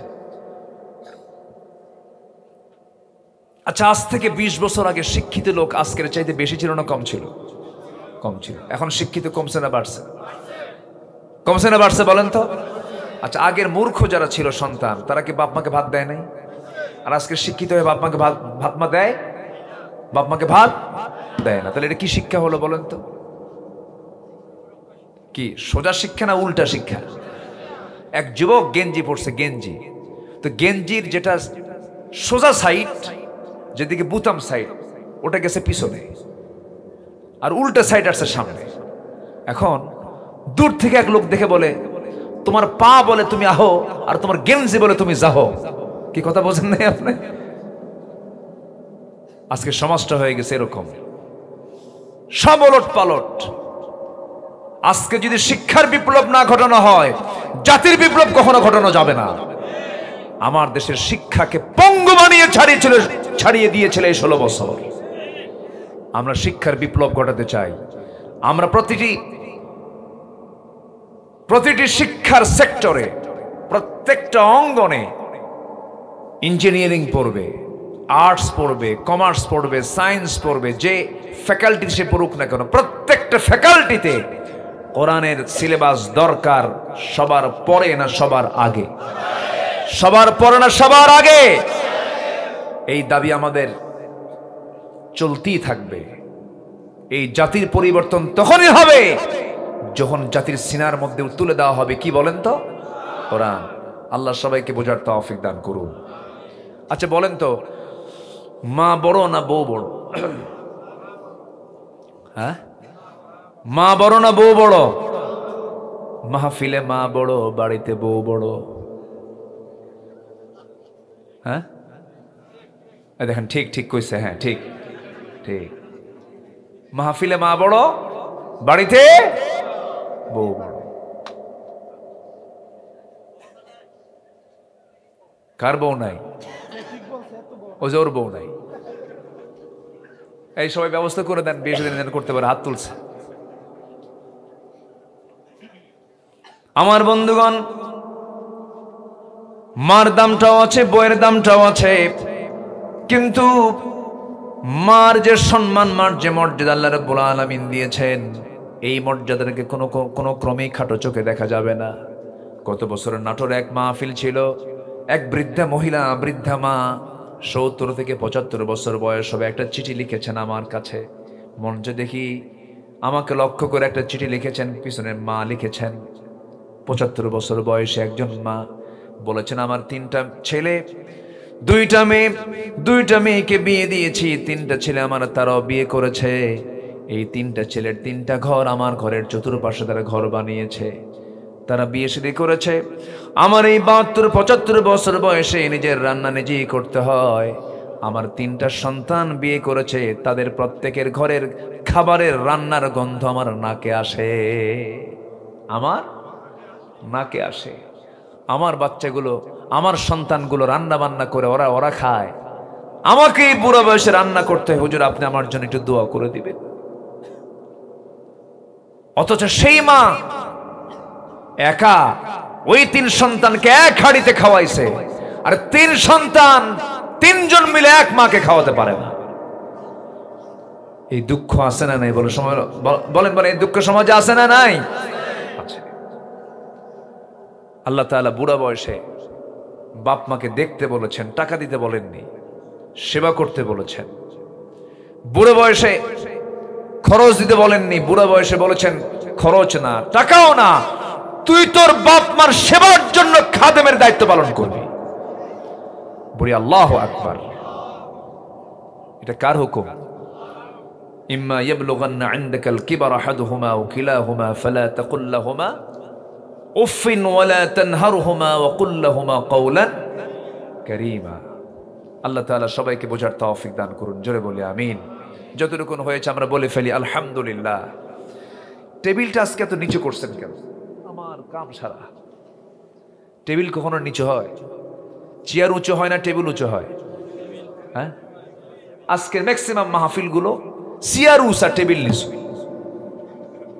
এটা ভিডিও করো, তাই সব রেকর্ড করে, এটা যাওয়া দরকার গোটা দেশে।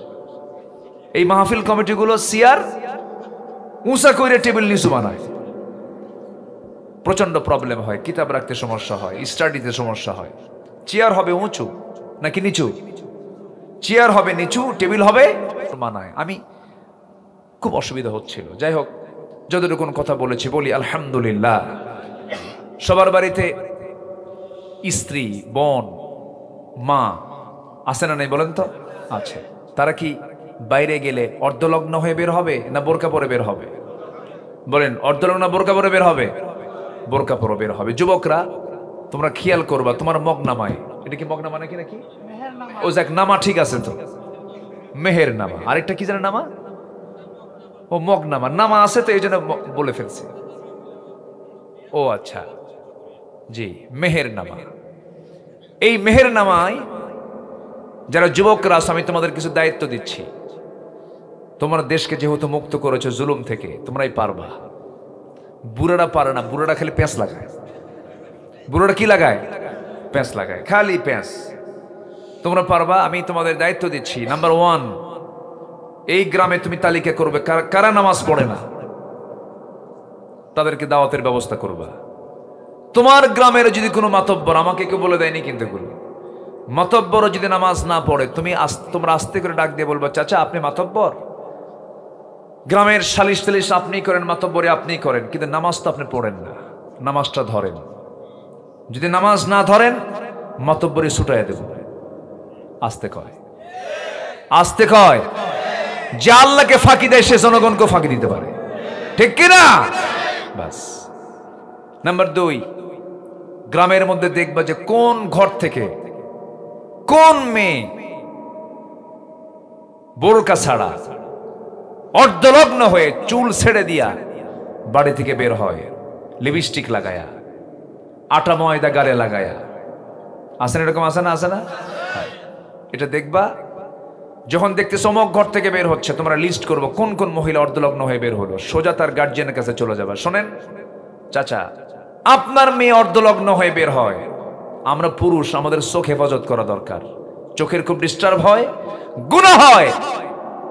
বোরকা ছাড়া আপনার মেয়ে এই গ্রাম থেকে বের হতে পারবে না, ঠিক কিনা? এই পরিবেশ আমরা এখন পেয়েছি। তা'মুরুনা বিল মা'রুফ ওয়া তানহাউনা আনিল মুনকার ওয়ালতাকুম মিনকুম উম্মাতুন ইয়াদউনা ইলাল খায়র। সৎ কাজের আদেশ দাও, সৎ কাজের বাধা দাও। কার কথা? কার কথা? আল্লাহর কথা। তো এই কাজগুলো তোমরা করবা। আল্লাহ তুমি এই গ্রামের যুবকদেরকে এমন কাজে আঞ্জাম দেওয়ার তৌফিক দিয়ে দাও। এই গ্রামকে তুমি আল্লাহ বেনামাজি মুক্ত বানিয়ে দাও, জোরে বলি আল্লাহুম্মা আমিন। নামাজি গ্রাম বানায় দাও, জোরে বলি আল্লাহুম্মা আমিন।